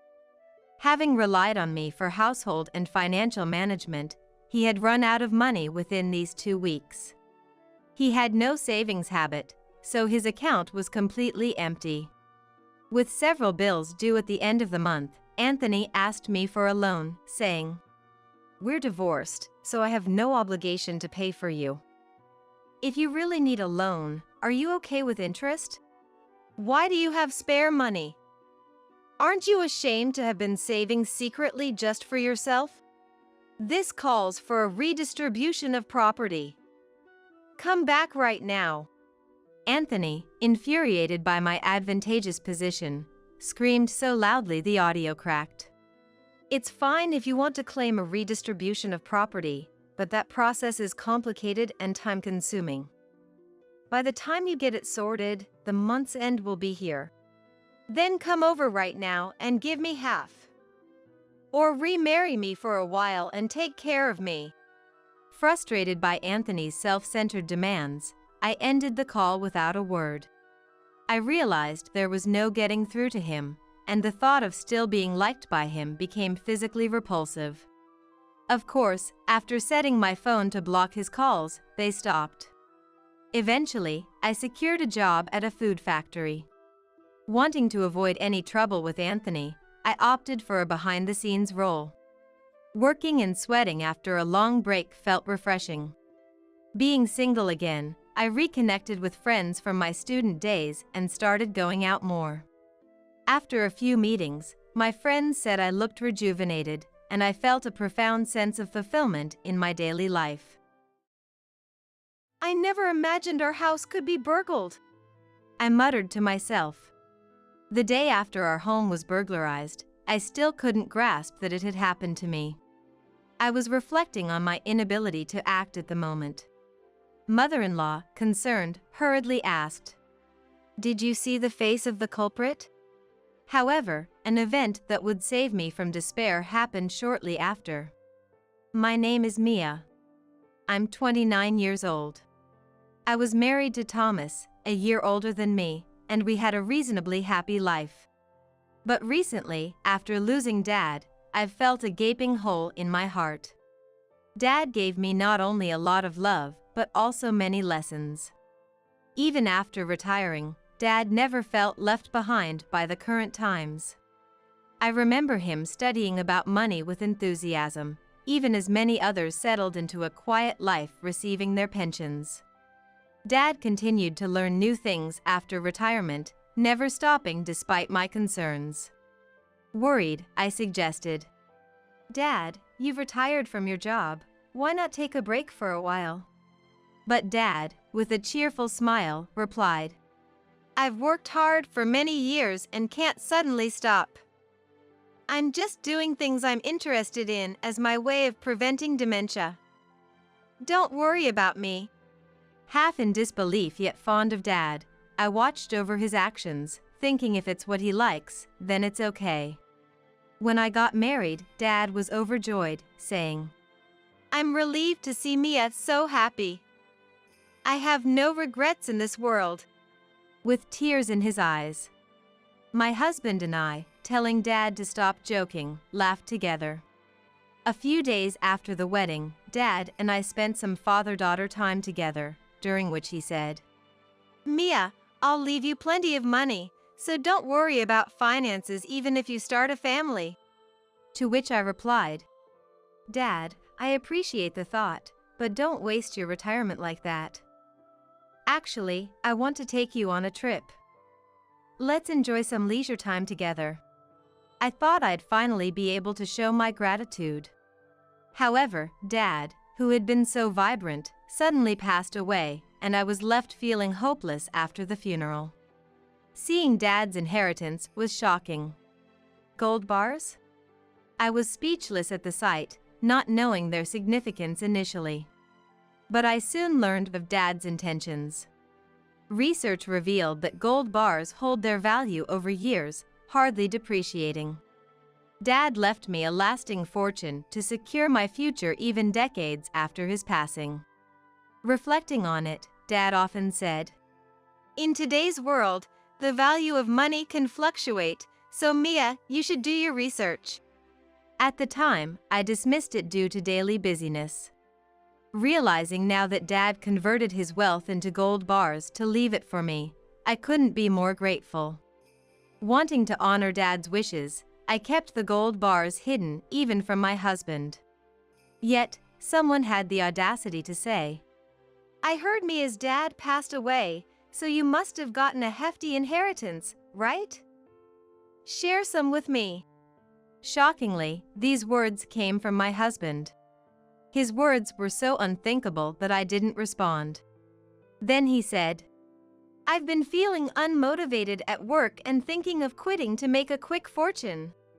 Winning a little makes me feel recognized, and it'd be a relief for you too if I became wealthy, right?" Realizing what he meant, I asked, "Is that some kind of gambling?" He boasted, "Well, kinda. But I'm not like those unsuccessful gamblers." I thought about discussing and deciding together on necessities like a house or car for us as a couple. But then, my husband started saying, "I also want to upgrade everything I wear to high-end brands." I was speechless, not knowing he was this kind of person. I decided to keep it stored in a safe that only I could access. To me, what Dad left behind is as precious as life itself. I couldn't bear to squander it on my husband's whims, so I refused. However, since he wouldn't give up asking, I took the bold step of consulting my mother-in-law. Mother-in-law had been supportive since I was dating her son and continued to be so after marriage. After I told mother-in-law everything, she listened, nodding, and said, "I'm sorry about this. Let's have a discussion, the three of us." When I mentioned to my husband that we would discuss Dad's inheritance with mother-in-law, he seemed thrilled, thinking his wishes would finally be met. Later, eager to state his case, he said, "Given the uncertainty of lifelong employment, I've been working on a side hustle. I'd like a share of Mia's dad's inheritance to make it successful." A side hustle, or rather, gambling. I almost blurted out, but mother-in-law immediately mentioned, "I saw you entering a slot shop recently." The room froze at her words. My husband made feeble excuses but was asked by mother-in-law to show his savings, revealing almost nothing. Mother-in-law scolded him with an expression I'd never seen before. "Thomas, enough is enough. Work properly without complaints. If you target me as Dad's inheritance again, I won't forgive you." Yet, my husband responded with dissatisfaction. Okay, I get it.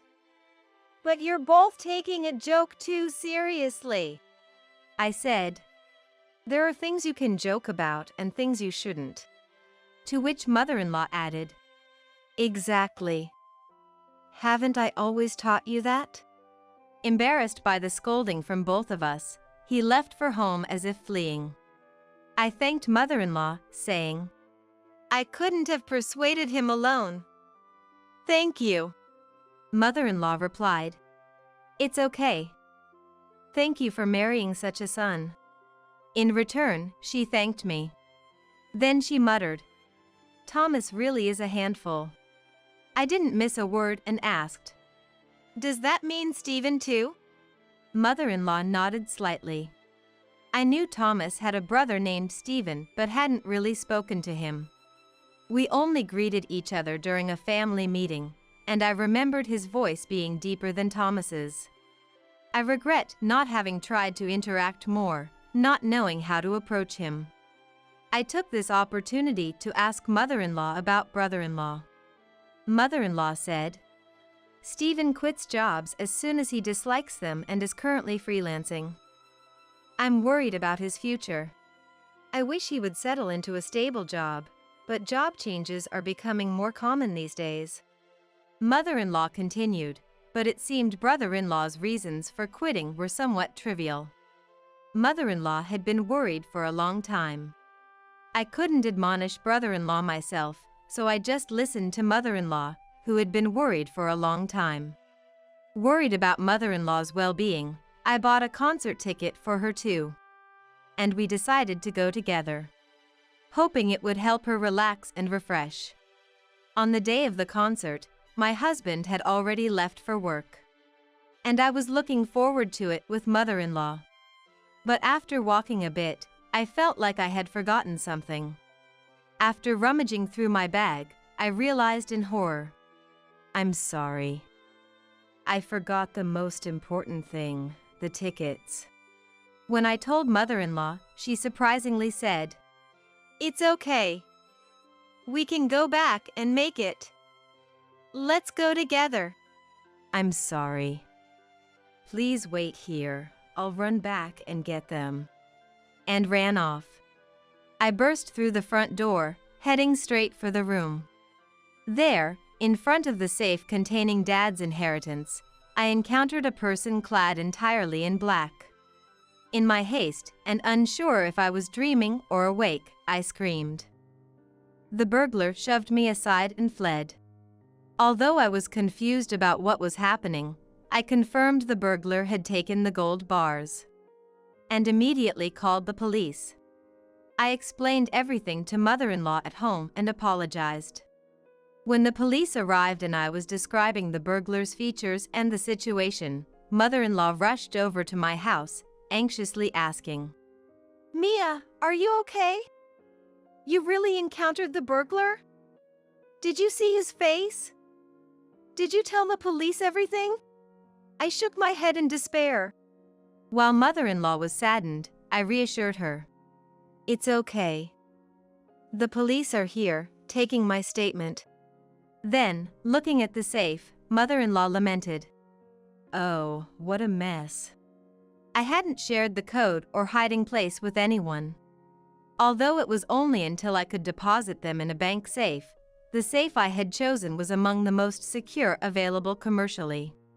Supposedly impervious to ordinary household tools.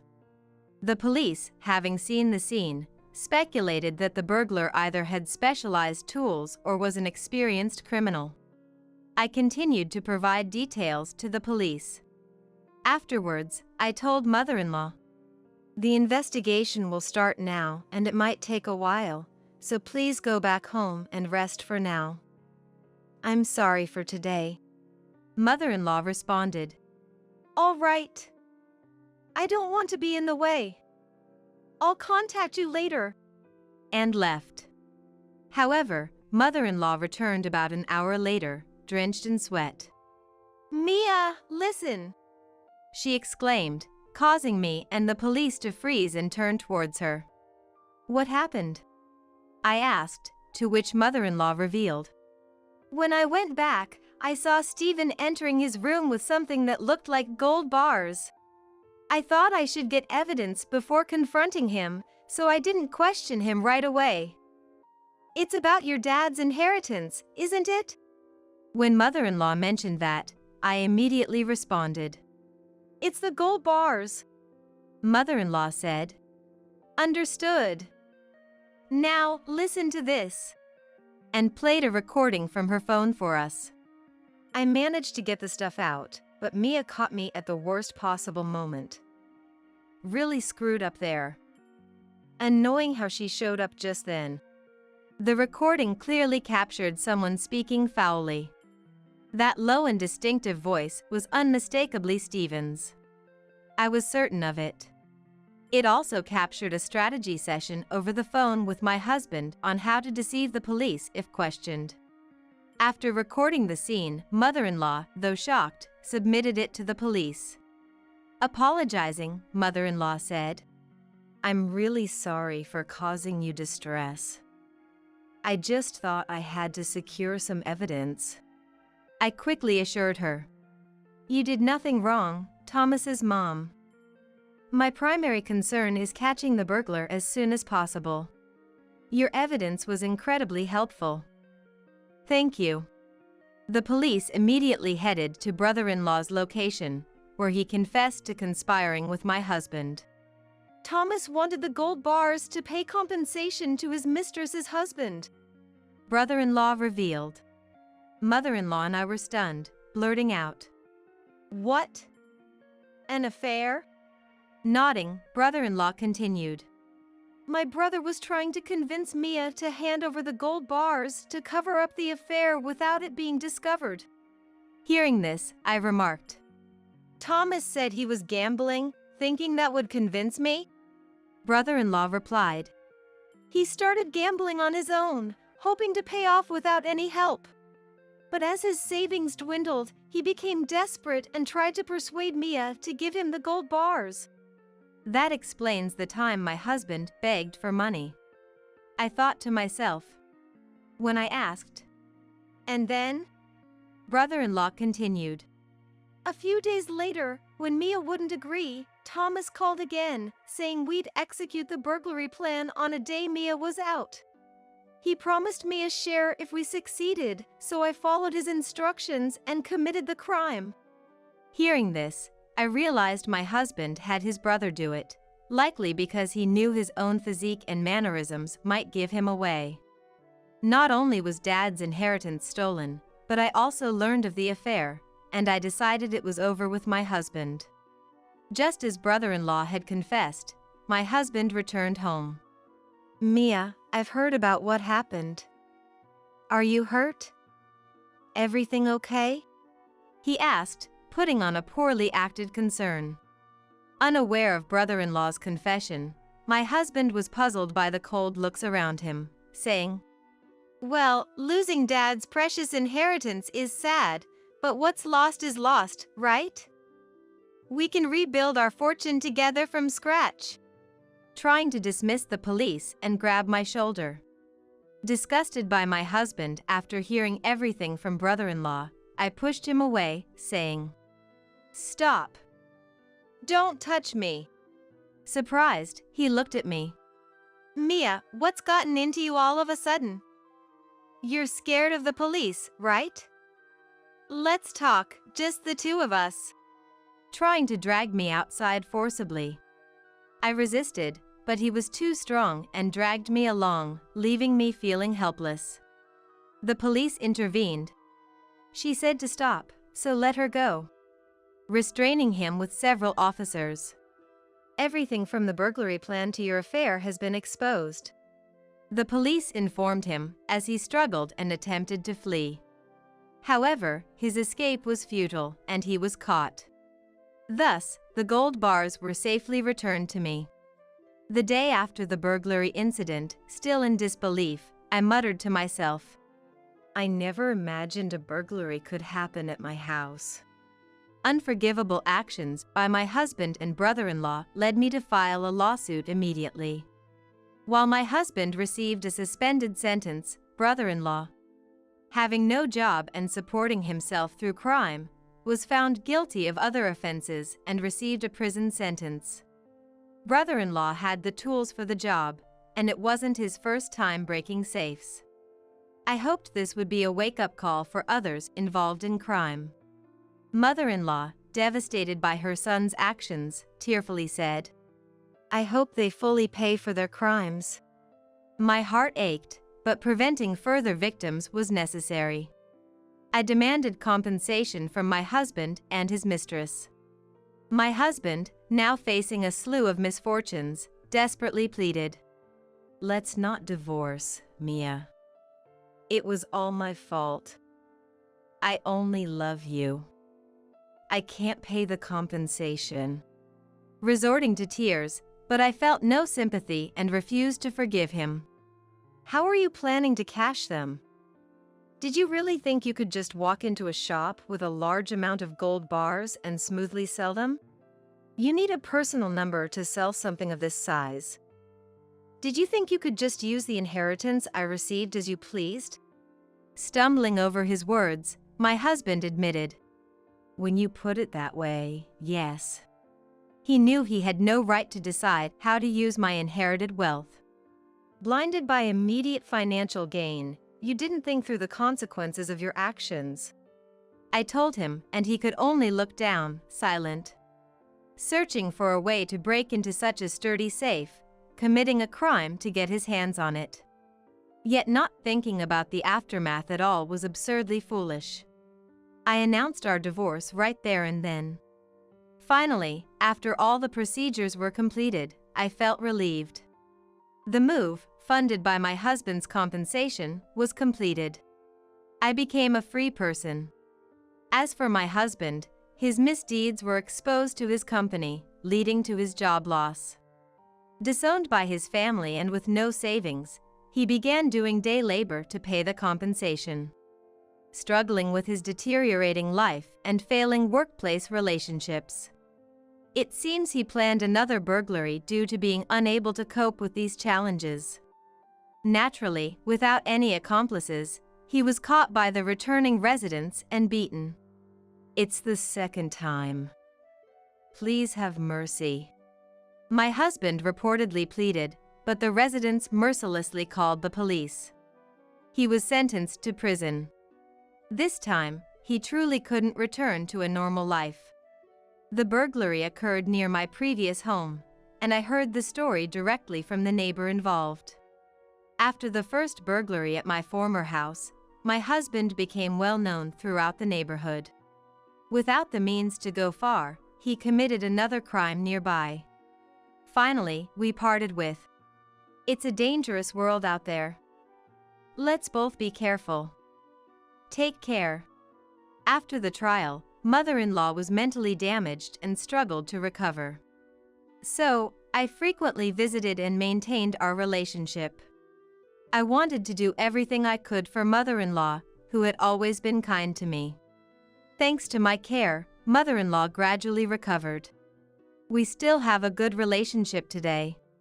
I want to live my life gratefully for the peaceful days and the people around me, hoping for this tranquility to last forever. Ah. Look, it's the bitch. My 6-year-old daughter pointed at the woman who had come to our house.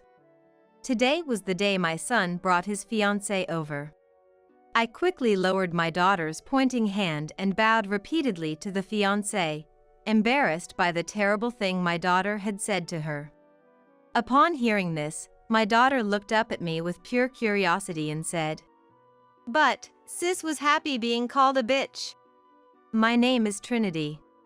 At 31, I'm living my life juggling work and parenting. You could say I'm a working mom.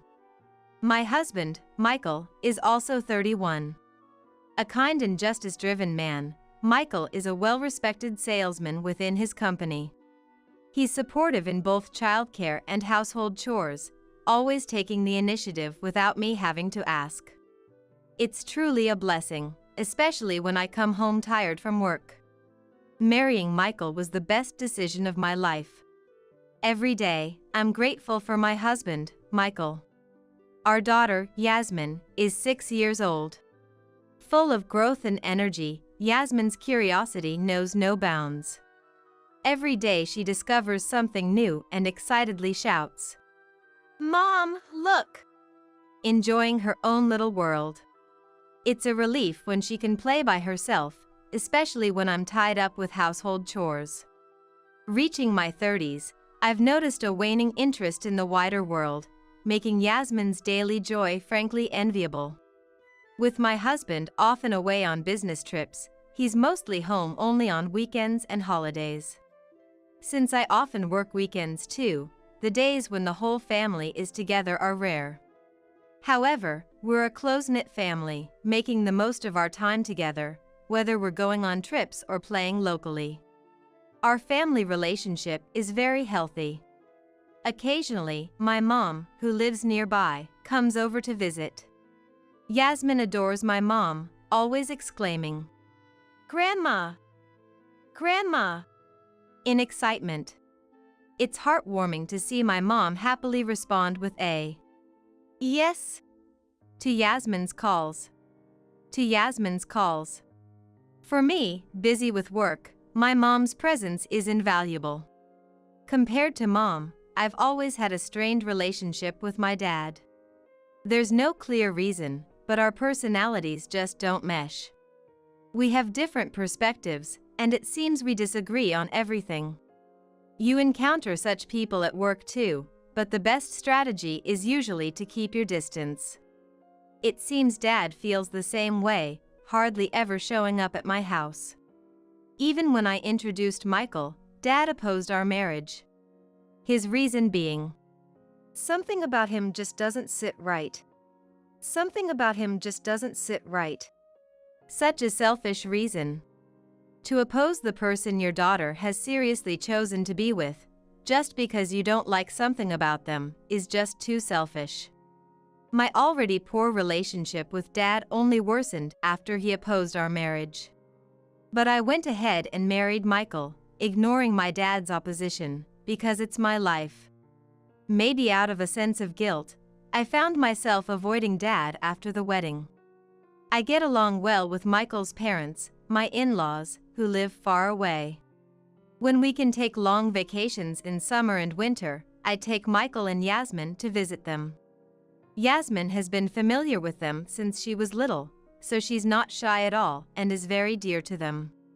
I've always been close to my brother Trevor, who is 5 years older. Our attachment to each other might seem a bit unusual to some.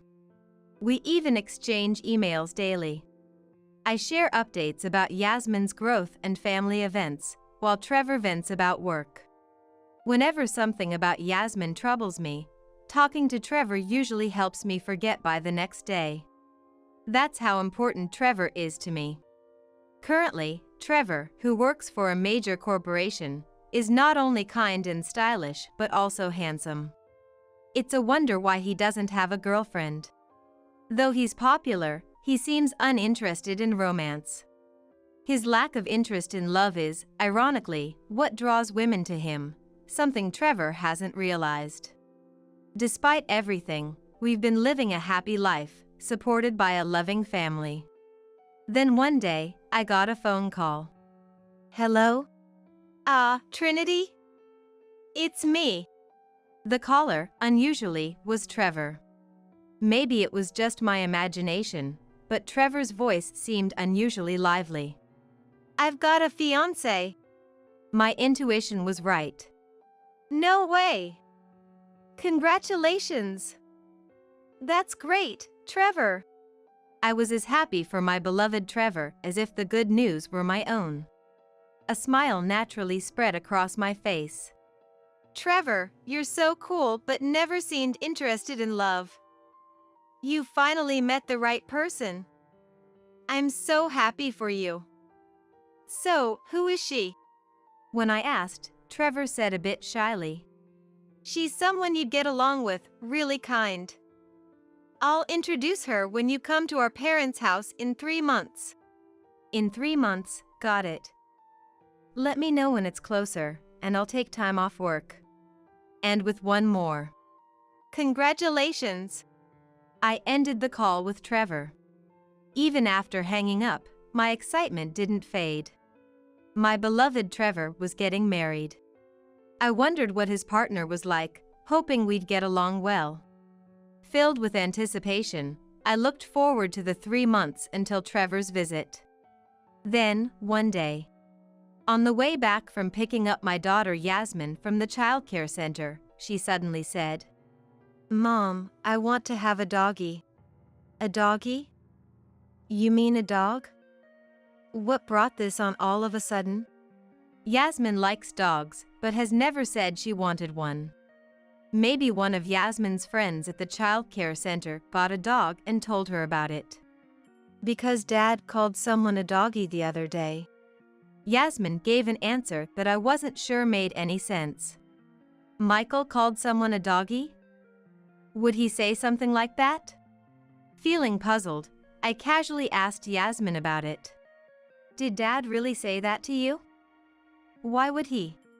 But Yasmin seemed to have lost interest in dogs already, now talking to a flower blooming nearby. Hello, Mr. Flower.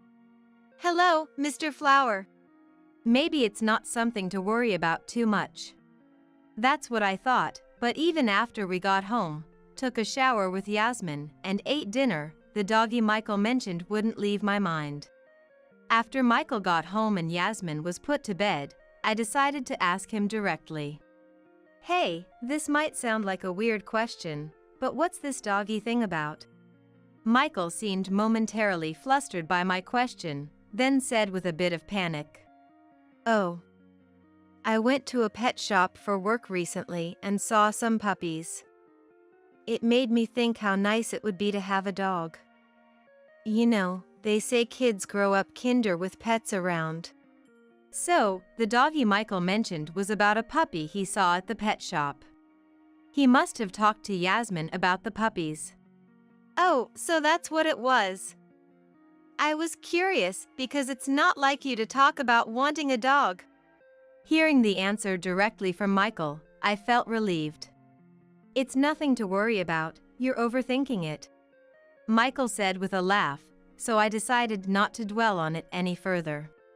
3 months had passed since Trevor's marriage announcement, and the day he was coming home finally arrived. Michael had work and said he would come after it was done, so Yasmin and I headed to my parents' house first. Mom, who seemed happy that Trevor was coming, greeted us with, Trinity, come in, come in. Smiling more joyously than usual. Unlike with me, Dad, who gets along well with Trevor, was in a good mood for this occasion. Until Trevor and his fiancée arrived, I helped Mom with cooking. We wanted to welcome Trevor and his fiancée with the best celebration possible. Yasmin was playing with Dad. The table was filled with Trevor's favorite dishes and the favorite foods of Trevor's fiancée, which I had asked about beforehand. Looking at the dishes laid out, I felt a bit of unease. It kind of resembles Michael's favorite dishes. But it must be a coincidence. As I was thinking this, the doorbell rang, and Trevor and his fiancée appeared. Michael hadn't finished work yet and wasn't there, but we started the meet and greet with just the family. Trevor's fiancée is apparently named Riley. I could hear Mom from the entrance. "Welcome, Riley." Mom greeted them, and the two stepped into the living room where Dad, Yasmin, and I were. At that moment, a voice came from beside me. Not a blessing, but an unexpected remark. "Ah. Look, it's the bitch." Pointing at Riley, the voice was Yasmin's, who continued pointing while laughing. Riley, with her beautiful face, looked puzzled at Yasmin. "Yasmin, that's rude to our guest." I scolded her, and Yasmin made a sullen face and said, "Because Dad called her that. And Big Sis looked so happy about it. Why is it okay for Dad to say it, but not me? I was just playing with Dad when Mom wasn't around."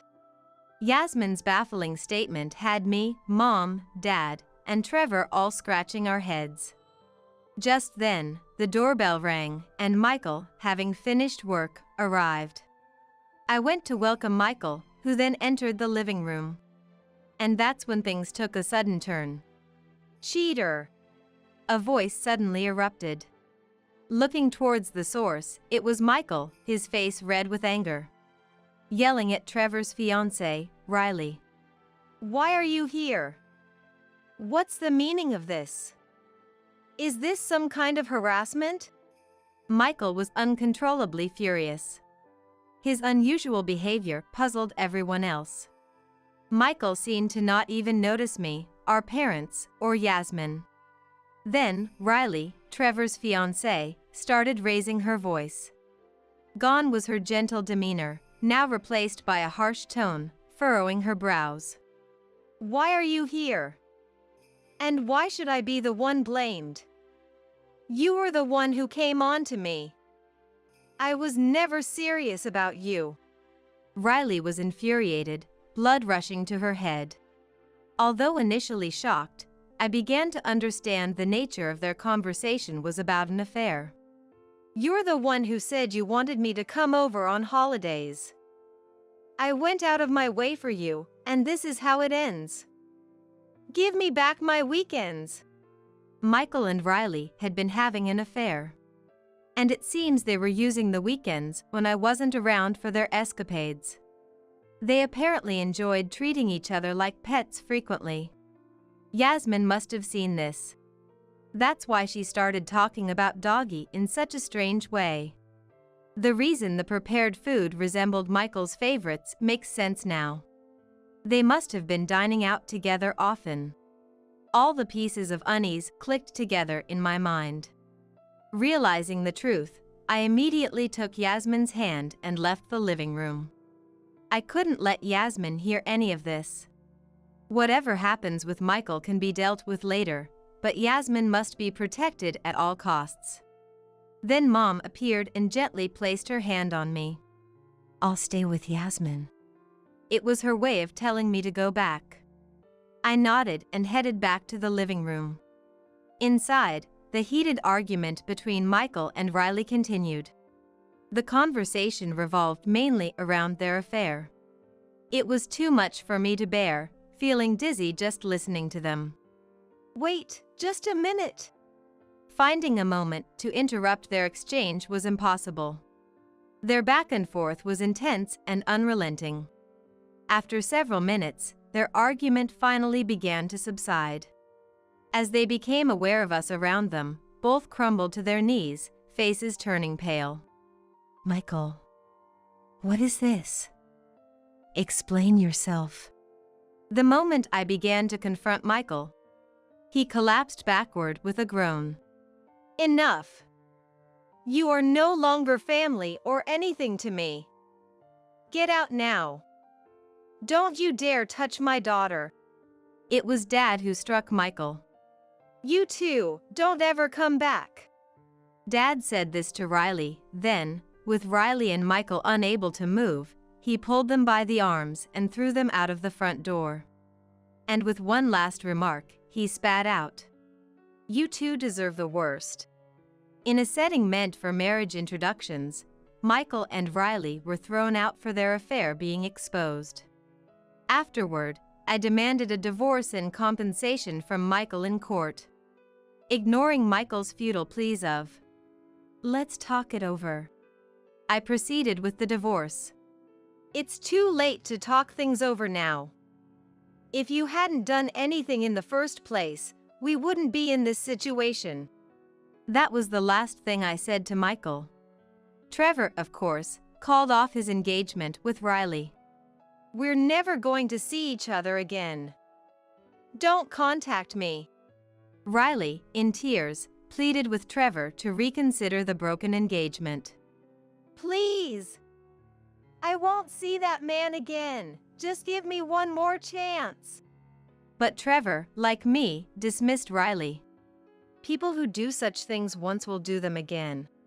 He then demanded compensation for the broken engagement from Riley. After the divorce, rumors of Michael's affair quickly spread throughout his company and to his clients, eroding the trust he had slowly built up. He was transferred to a department with no work to do, leading a life devoid of excitement. Riley, having quit her job in anticipation of marrying Trevor, found herself in debt due to the compensation payments. She ended up juggling multiple part-time jobs, working tirelessly every day without a break. Riley's dream of an easy life through marriage to Trevor turned into a nightmare of the exact opposite. Her ideal wedding plans were shattered overnight. It's true what they say, wrongdoing doesn't pay. Having closed the chapter on Michael, I returned home with Yasmin. Mom looked at me, slightly worn out, and asked with concern, Trinity, are you okay? Mom, I'm fine. It's good that Yasmin found out before she got any older. Some of it might stick in her memory, though. Then, to Dad, who was reading the newspaper in the living room. Dad, who had struck Michael at that moment. I could never have been as decisive. Dad, thank you for what you did with Michael. You were right. I was swept up in the moment thinking he was the one, but I should have been more discerning in judging people. When I apologized to Dad, he looked up from his newspaper and said to me, Trinity, I'm sorry. I should have been more assertive in stopping you. I thought it would make you unhappy, but I didn't have a clear reason. Just not liking someone isn't enough for you to be convinced, right? Maybe I was just convinced that Dad and I didn't get along, that we weren't close. It's not your fault, Dad. I've learned a lot from this experience. Laughing together, Dad and I looked at each other as if to say, what was all that past conflict about? That's just how family relationships are, it seems. Misunderstanding each other for no reason, and before you know it, making up. I hope Yasmin and I can build that kind of relationship from now on. As for Trevor, he was shocked by Riley's affair and insisted he didn't want a girlfriend for a while. I'm done with that kind of pain. To think that the person I was about to marry was having an affair with my sister's husband. After living as a bachelor for some time, nursing his wounds, Trevor finally began to move on from Riley. He eventually married someone from a company he was dealing with. Trevor's new wife, a beautiful and wonderful woman, was truly deserving to walk by his side. Can I tell Uncle? Really? My 7-year-old niece said this as she alternated her gaze between my son and my husband. My son is about to turn 3, but he still can't speak. My niece, talking as if she's having a conversation with my son, looked up at my husband with a worried expression. Uncle, you see. My name is Melanie. I work at a staffing agency, and my husband, Timothy, works at the same company. Timothy and I met as colleagues at the company, and since we were close in age, we started dating through work consultations and eventually got married. Then, I became pregnant with our son, Hunter, and took maternity leave and parental leave. When Hunter turned 1, we looked for a childcare center to enroll him in, and I went back to work as planned, originally intending to return immediately. While sending our child to the childcare center, I worked to get back into the pace of work, and with Timothy's help, we managed to get through the busy days of work and childcare without any spare time. When we absolutely couldn't manage, or when Hunter got sick and had to leave the childcare center early, Madison, my mother-in-law who lives nearby, would often pick him up from the childcare center or watch over Hunter while I did household chores. We were very grateful, but Madison gradually started suggesting that we should quit the childcare center. In fact, Hunter was relatively advanced compared to children his age. He began walking just after turning 1, and though not yet conversational, he understood our words and could communicate simply. Madison started treating Hunter like a prodigy, insisting he shouldn't be in a public childcare center but rather receive gifted education under her constant care. This suggestion had us worried. While we were indebted to her, we tried to refuse politely by saying Hunter enjoyed the childcare center, which only made Madison furious. She didn't like that I had returned to work while Hunter was still so young and berated us, saying, "You don't love Hunter. Leaving him in childcare all day is negligent. Unlike you, I would be willing to stay with him all the time and take care of everything. Just hand Hunter over to me." I was shocked by Madison's accusation of being a bad mother, but I was even more frightened by her treating Hunter as an object to be handed over. After that, we tried not to rely on Madison, and if Timothy wasn't home when she came over, I pretended to be out. However, Madison started taking actions that couldn't be ignored, like picking up Hunter from childcare without our consent or trying to steal our house keys after bringing over sweets and insisting on coming in. Timothy, too, gave up on reasoning with her after seeing her unreasonableness. We decided to move without telling Madison and began looking for a new place in secret. However, finding a new home proved difficult. We thought it would be easy to find a house in a growing city, but with many people moving in, convenient properties sold quickly. While searching for a house behind Madison's back proved difficult, half a year flew by in no time. By then, Madison's interest in Hunter had waned significantly. Actually, even at a year and a half, Hunter still wasn't speaking at all. He used to babble a lot when he was younger, but lately, he's been completely silent except when crying. Taking him to the hospital worriedly, we found nothing abnormal. We were told that language development varies greatly among children and to keep a careful watch, so we went home carrying our worries. Seeing Hunter like this, Madison did a complete turnaround from treating him as a prodigy, declaring, "Not speaking much just means he's a disabled child. There must be something wrong with Melanie's body, and that's why she gave birth to a strange child. I don't know why Timothy ever married someone like her." And she labeled it as a disease. Despite the doctor's diagnosis, being told Hunter was sick and that I was abnormal brought me to tears. Madison hadn't been coming to our house recently, but when she did, it was unbearable how she could say such awful things, leaving me completely distraught. Then, Timothy got angrier than I've ever seen, declared we were cutting ties with Madison, and forcefully kicked her out of the house.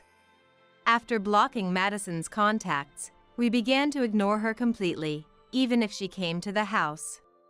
Knowing Timothy's firm stance, Madison shouted, "I don't need a wife or grandson with disabilities," and never returned to our house again. Since then, we have been living peacefully as a family of 3, and before we knew it, Hunter turned 3, yet he still hadn't spoken a word.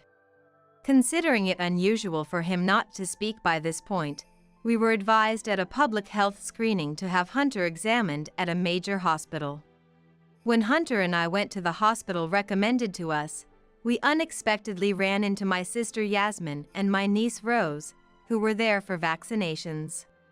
Yasmin and Rose live far away, and because we had been busy, it had been difficult to meet, so we were delighted by this long-awaited reunion. Since Yasmin and Rose hadn't met Hunter since his birth, they greeted him for the first time. What's your name? Hunter? That's cool. Yes, you're in the rabbit class, aren't you? Rose loves rabbits too. Despite not having mentioned Hunter's childcare class to Rose, she naturally continued the conversation as if it was obvious. Surprised, I asked Yasmin, and she said that Rose can understand the language of animals and babies, who can't speak. Half in doubt, yet having witnessed it firsthand, I had no choice but to believe.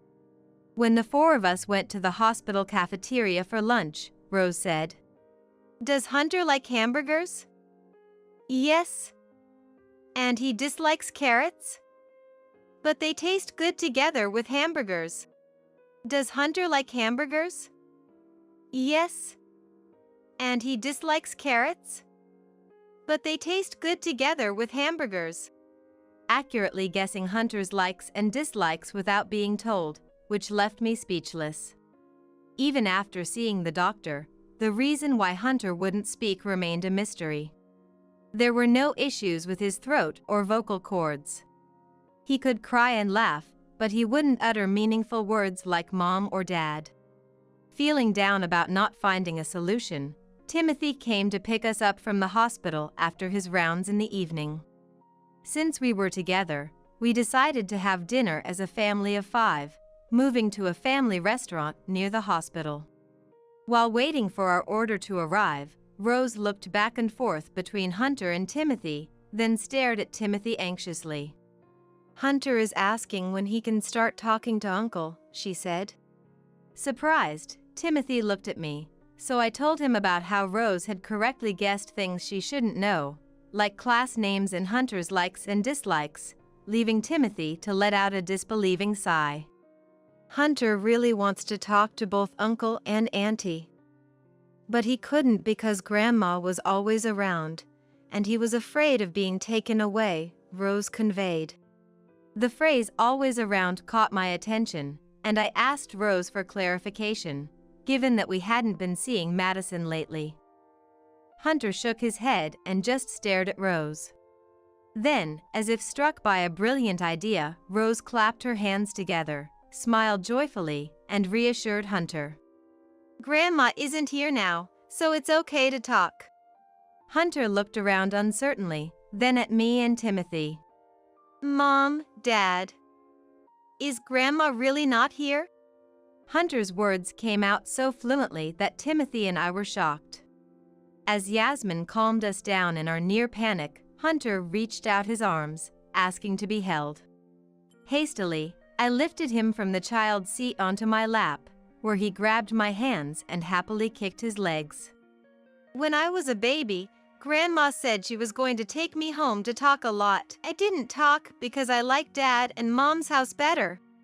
Hunter had simply chosen not to speak. This must have been around when he was about a year old. Recalling Madison's insistence on gifted education and her wanting to take him home.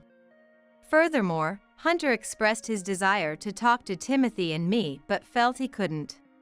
"Because Grandma is always there.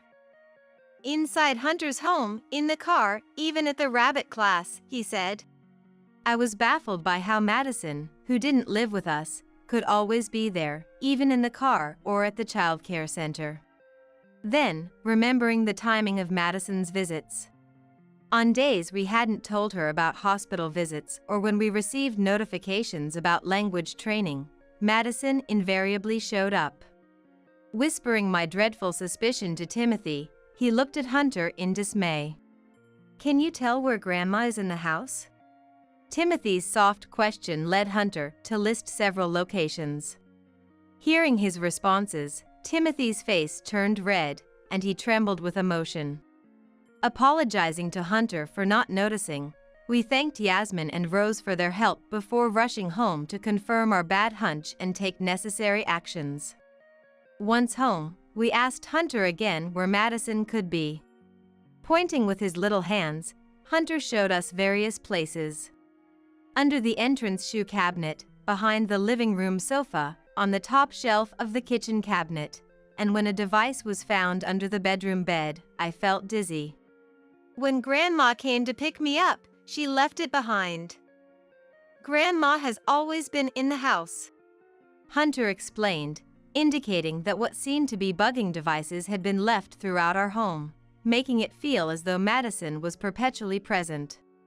Discovering such devices within our home, similar to those seen on TV, and confirming their nature as surveillance devices available in abundance online was unsettling. Before the police arrived, Madison showed up at our house, having apparently been listening in on us as we searched for the bugs. Timothy couldn't hold back his fury, confronting Madison. "Mom, what do you think you're doing, planting bugs in our house like it's nothing? This is outrageous, creepy, and a serious crime. It's because Timothy ignored my contacts, isn't it? What's so wrong with wanting to know more about one's own family? We're family, after all. There's no need to make such a big fuss about this. More importantly, Hunter can speak. To think he can talk so much at 3, he must be gifted. Just as I thought, a real prodigy. I'll take him and provide him with gifted education, so he can work at a big company in the future. And eventually, he can take care of me in my old age. Now I can rest easy." Madison showed no remorse for planting the listening devices, dismissing it as nothing significant. Her blatant disregard for Hunter's wishes and her self-centered assertions made us feel sick. Just as we were considering our next steps, the police arrived. After we explained the situation and the police confirmed with Madison herself, who didn't think she had done anything wrong, she readily admitted to planting the devices and was promptly taken into custody. Despite her resistance and insistence on her innocence, revealing the locations of the devices led to her being packed into a police car and taken to the station. Following Madison's confession, a specialist recommended by the police found numerous listening devices in our home and car. The realization that we hadn't noticed such extensive surveillance was embarrassing. The thought of Madison having heard all our conversations made us dizzy. In the end, Madison was arrested for burglary and criminal mischief, showing no signs of remorse for her excessive actions, even though it was her son and DIL's home. Furthermore, during the interrogation, Madison confessed to also planting listening devices at the child care center. Just as Hunter had said, she had bugged the class he attended. She had paid a staff member, who was a friend, to install them. An investigation at the child care center indeed found several devices. The staff member who assisted Madison faced serious legal consequences and disciplinary action. Timothy was deeply affected by his mother's disturbing behavior. But most importantly, for Hunter and me, we decided to move away from this town filled with unpleasant memories as quickly as possible while Madison was preoccupied with police proceedings, seeking a peaceful life. Considering our job situations, we decided to move near Yasmin's family. Upon explaining our circumstances, Yasmin's family was shocked but understanding, offering their sympathy and saying, "You've been through a lot, well done." With Yasmin's family helping with the move, everything went smoothly. Since then, despite it being her first offense, Madison received a prison sentence due to the malicious, cunning nature of her actions, which were premeditated and carried out with clear intent. Despite Madison's full confession, she seemed unable to comprehend why her attempts to learn more about her family were met with such serious consequences, ranting and causing a scene at the police station, claiming, "Let me out of here! I was just trying to get to know my family better. I've done nothing wrong." When we were informed by the new residents of our old home about a letter filled with grievances and demands for release that Madison sent, It was a stark reminder of how fortunate we were to have moved to a place beyond her reach, and the thought of what could have happened if Hunter had been taken by her sent shivers down our spine. Now, free from Madison's watchful eyes and with Hunter able to speak without any reservations, our family enjoys brighter and more communicative days together. Hunter's verbal skills are impressively advanced for a 3-year-old, leading us to wonder if he might indeed be what Madison claimed, a gifted child. However, this does not justify Madison's actions, nor does it mean we are willing to forgive her. Living closer to Yasmin's family has enriched our lives with increased interactions, and Yasmin has been a great help with tasks like picking Hunter up from childcare, which Madison used to handle. Our weekends are now filled with joyous outings to amusement parks, zoos, and trips planned together, fostering a close and supportive relationship. Reflecting on the hardships Hunter endured, we are determined to compensate for the past by ensuring he grows up in an environment where he can freely express himself without restraint, committed to never letting him feel suppressed again. No employee by that name works here, I'm afraid. I realized my husband Cody left something behind when he went on a business trip, so I called his office and told his name. To my surprise, they said no such person worked there. What could this mean? Suspicious, I started rummaging through Cody's belongings in his room. Then, from his luggage, I found something shocking, something unbelievable. When I found this astonishing truth, I decided to revenge. My name is Rachel Thunderbolt. This year marks my 3rd year of marriage to Cody. Since I was the only daughter, Cody became an adopted son-in-law of the Thunderbolt family to carry on our name, and his last name became Thunderbolt too. He gladly accepted to take on my family's name. We had a blissful marriage, usually busy with our jobs, but we promised to have a baby someday. I could never have predicted our happy life would come to such a sudden end. It all started on the day Cody left for his business trip. While cleaning his room, I found a large envelope. It looked like important documents for his trip. Oh no! I tried calling Cody, but his cell phone was off and I couldn't reach him. Maybe he was on a plane or on Amtrak train, going through the tunnel. Thinking it urgent, I called his company next. Hello, this is Seven Forest Corporation. I'm Cody Thunderbolt's wife. He forgot something important and I need to contact him right away. Cody Thunderbolt. Please hold for a moment. The man on the phone, presumably Cody's colleague, sounded perplexed. Soon, the call was put on hold, and music began to play. After being on hold for about 3 minutes, the same man returned with an odd word. I'm sorry, but we don't have an employee named Cody Thunderbolt. Are you sure you have the right company? What? But you are Seven Forest Corporation, right? Yes, that's correct, but I was certain it was Cody's workplace. I double-checked the phone number, and it wasn't a common company name. Despite repeatedly confirming the company name and address, they kept insisting they had no employee by that name. All right, thank you. Sorry to bother you. I hung up the phone, utterly confused, but one thing was certain. Cody was lying about something. With a mix of confusion and a desire to find some clue, I searched his room again. And there, in his bag, I found an employee ID card for Seven Forest Corporation. It had his photo on it. He definitely worked there, no doubt about it. But the name written here. It said Cody Harris, a completely different last name. Confused and dizzy, I squatted down. I took a deep breath to calm my mind. Cody had a big secret. Convinced of this, I couldn't just sit still.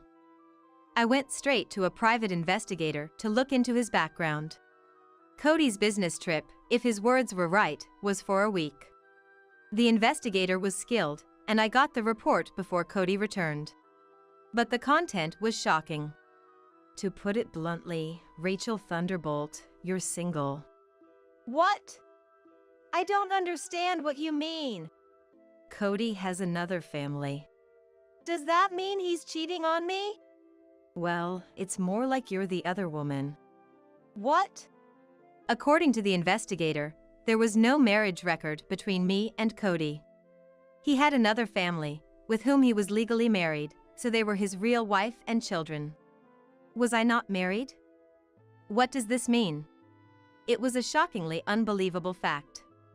After receiving the report from the investigator, I couldn't say anything and rode the bus home, absent-minded. We'll need quite a bit of money for a wedding, huh? I can't afford it right now, but one day we'll definitely have one. I'll work harder so we can also go on a honeymoon. 3 years ago, Cody said that with a refreshing smile and promised, "It's okay if we don't have a wedding. I'm happy as is." I smiled and said that. His parents had passed away, leaving him all alone, so we only reported our marriage to my parents. Since I was the only daughter, he took the initiative to take on the Thunderbolt name. Of course, my parents were delighted with this. We signed the marriage application, but around that time, I got busy at work and couldn't find time to go to the city office with him. "Rachel, you're busy, right? I'll submit it when the time is right." So, I entrusted him with the application, assuming he had submitted it. But in reality, he never did, and so Cody and I were just strangers. We both had different jobs and social insurance, and we kept our finances separate. So, something that should have been apparent from tax documents or something went completely unnoticed. Cody must have known and done it on purpose. I believed we were married and lived as such. Thinking about it made me feel a deep anger rising within me. A week passed, and it was the day Cody returned home. I left work early to wait for him. Cody, we need to talk. As soon as he entered the living room with the carry-on bag he used for his trip, I talked to him. "What?" "I have souvenirs, you know," he said nonchalantly. Seeing that just made me angrier. Your real name is Cody Harris, isn't it? What? I confronted Cody with the employee ID card I found in his room, and he looked shaken for a moment. Well, I just kept Harris as my name at work. What are you talking about? When we met, you called yourself Cody Smith. Did I? I don't remember. Cody tried to feign ignorance, but I presented him with the private investigator's report. I went behind your back, sorry, but I had a private investigator look into you. You have another family, and I was just a fling, right? He seemed taken aback by the evidence, but quickly tried to regain composure with a smile. It wasn't just a fling. I take everything seriously. Don't give me that. You clearly said you'd submit our marriage application. Did I say that? Then how come we're not married? Why is that? Cody kept making irresponsible words, trying to dodge my questioning. His careless attitude only made me more stressed. You were the one who said, "It's okay if we don't have a wedding." I'm happy as is. That's different. This is a case of bigamy, a violation of the law. That's fine. Since I never submitted the marriage application with you, it's not bigamy. So my feelings don't matter at all. Finally, my anger exploded. I slammed the table, causing a glass to topple and water to spill onto the floor. "Ah, you're so noisy. I didn't think you were such a troublesome woman." Cody picked up his carry-on bag again and opened the living room door. "Then, I'm going home." "Going home? Where to?" "To my real home, obviously. It seems like a hassle to stay with you now. I won't come here for a while. Cool off in the meantime." Leaving these words as if I was the villain, Cody left the house. Coward! Irresponsible man! I threw a tissue box, but the front door closed mercilessly, and Cody never came back after that. I won't let this go. Didn't he realize in these 3 years that I'm not a woman who would just let things slide? I decided to make Cody pay for this. The next day, I called Misty Harris, Cody's legal wife, whose number was in the investigator's report. A woman answered, and I could hear a boy's voice in the background. "Hello, are you Misty Harris, Cody's wife?" Yes, I am. My name is Rachel Thunderbolt. I've been, well acquainted with Cody. Unsure how to start, my words trailed off, and Misty sounded very puzzled. I briefly explained the situation and arranged to meet her in person soon. At a coffee shop, as soon as we met, Misty glared at me with disdain. You have the nerve to show up after messing with someone else's husband. Wait, please. I'm a victim too. I showed her the investigator's report and explained everything in detail. I still can't believe I was the other woman. Cody doing such a thing. Unforgivable. Misty believed me after seeing the evidence and was visibly furious. I understand the situation now. Not only did he play with your feelings, Rachel, but he's also been deceiving me all this time. So, I want to punish Cody, and I need your help. All right, I'll help you. And so, we conspired together to plan our revenge on Cody. The day of reckoning came. On his day off, Cody was relaxing in front of the TV at Misty's house. Their elementary school-aged child was out with friends, so seizing the moment, I stormed into the house. Your other wife has graciously come to visit, Misty announced, leading me to the living room. Cody, who had been lounging, sprang up in shock at the sight of me. Geez! Rachel! Long time no see, Cody. What? Why? How? Cody, in confusion, pointed alternately between us. What's this? When did you two meet? Misty and I have become very close friends. Huh. At that moment, the doorbell rang, and Misty's parents, along with Cody's, arrived, looking furious. Cody, who was lounging around in sweatpants, straightened up quickly. What? What brings everyone here together? He was completely intimidated by their devilish expressions. Rachel, did you set this up? I got Misty's help too.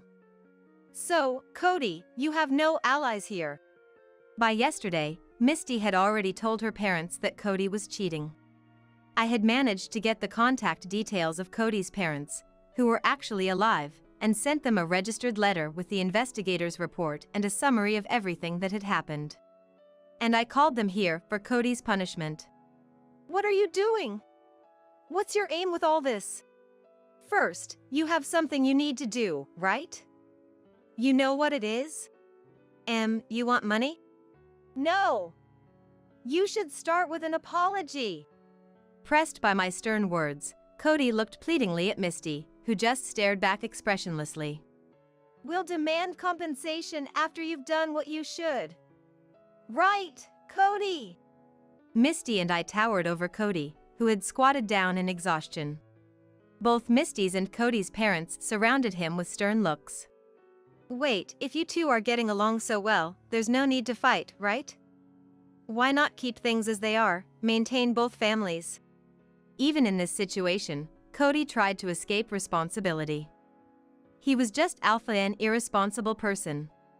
I like both of you, I wanted to maintain good relationships, something like that.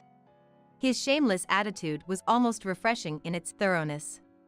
But both sets of parents berated him fiercely. Are you joking? Don't you feel sorry for Misty and Rachel? Shouts and tearful voices filled the air, and Cody shrank back, letting out a pathetic whimper. I took a deep breath and spoke calmly. I understand exactly what you want. You do? So we can keep things this way, right? No way! I'm utterly disappointed. I'm breaking up with you. And I'll be expecting compensation, so make sure you're prepared. What? No. As I declared my decision to part ways, Misty followed suit. I'm divorcing you too. Expect to pay compensation and child support. I don't ever want to see your face again. Get out. Cody looked up at me, his eyes tearing, and tried to plead. Before I say, don't think of coming back to my place. I won't let you in. I'll apologize properly. Let's submit our marriage application this time, right? Let's get married. Don't be ridiculous. I never want to see you again. Goodbye. Cody was disowned by his parents then and there, losing his last refuge. He was ousted from Misty's house by everyone present and stood dazed outside the gate. That was the anticlimactic end of our relationship. Now for the epilogue. Cody, having to pay us compensation and losing everything, stayed at cheap hotels and internet cafes. But after my call to his company about his business trip raised suspicion, his boss confronted him, and his double life was exposed. The whole company found out through the colleague who took the call, so Cody quit his job, fleeing in shame. True to his irresponsible nature, he ran away just because he felt uncomfortable, despite having no money. Eventually, Cody ran out of money and became homeless, as I heard. As for me, I ended my relationship with Cody, but the emotional scars of spending 3 years as the other woman didn't heal easily. I buried myself in work to forget, leading to a life consumed by my job. A male colleague, concerned about me, asked, "Is something wrong?" and we started going out for drinks together. While venting over drinks, I found myself crying, but he just silently supported me. Having lost trust in people, I began to feel that maybe I could trust this man, and we started dating. I'm experiencing a modest happiness now. Someday, I'm sure I'll find true happiness.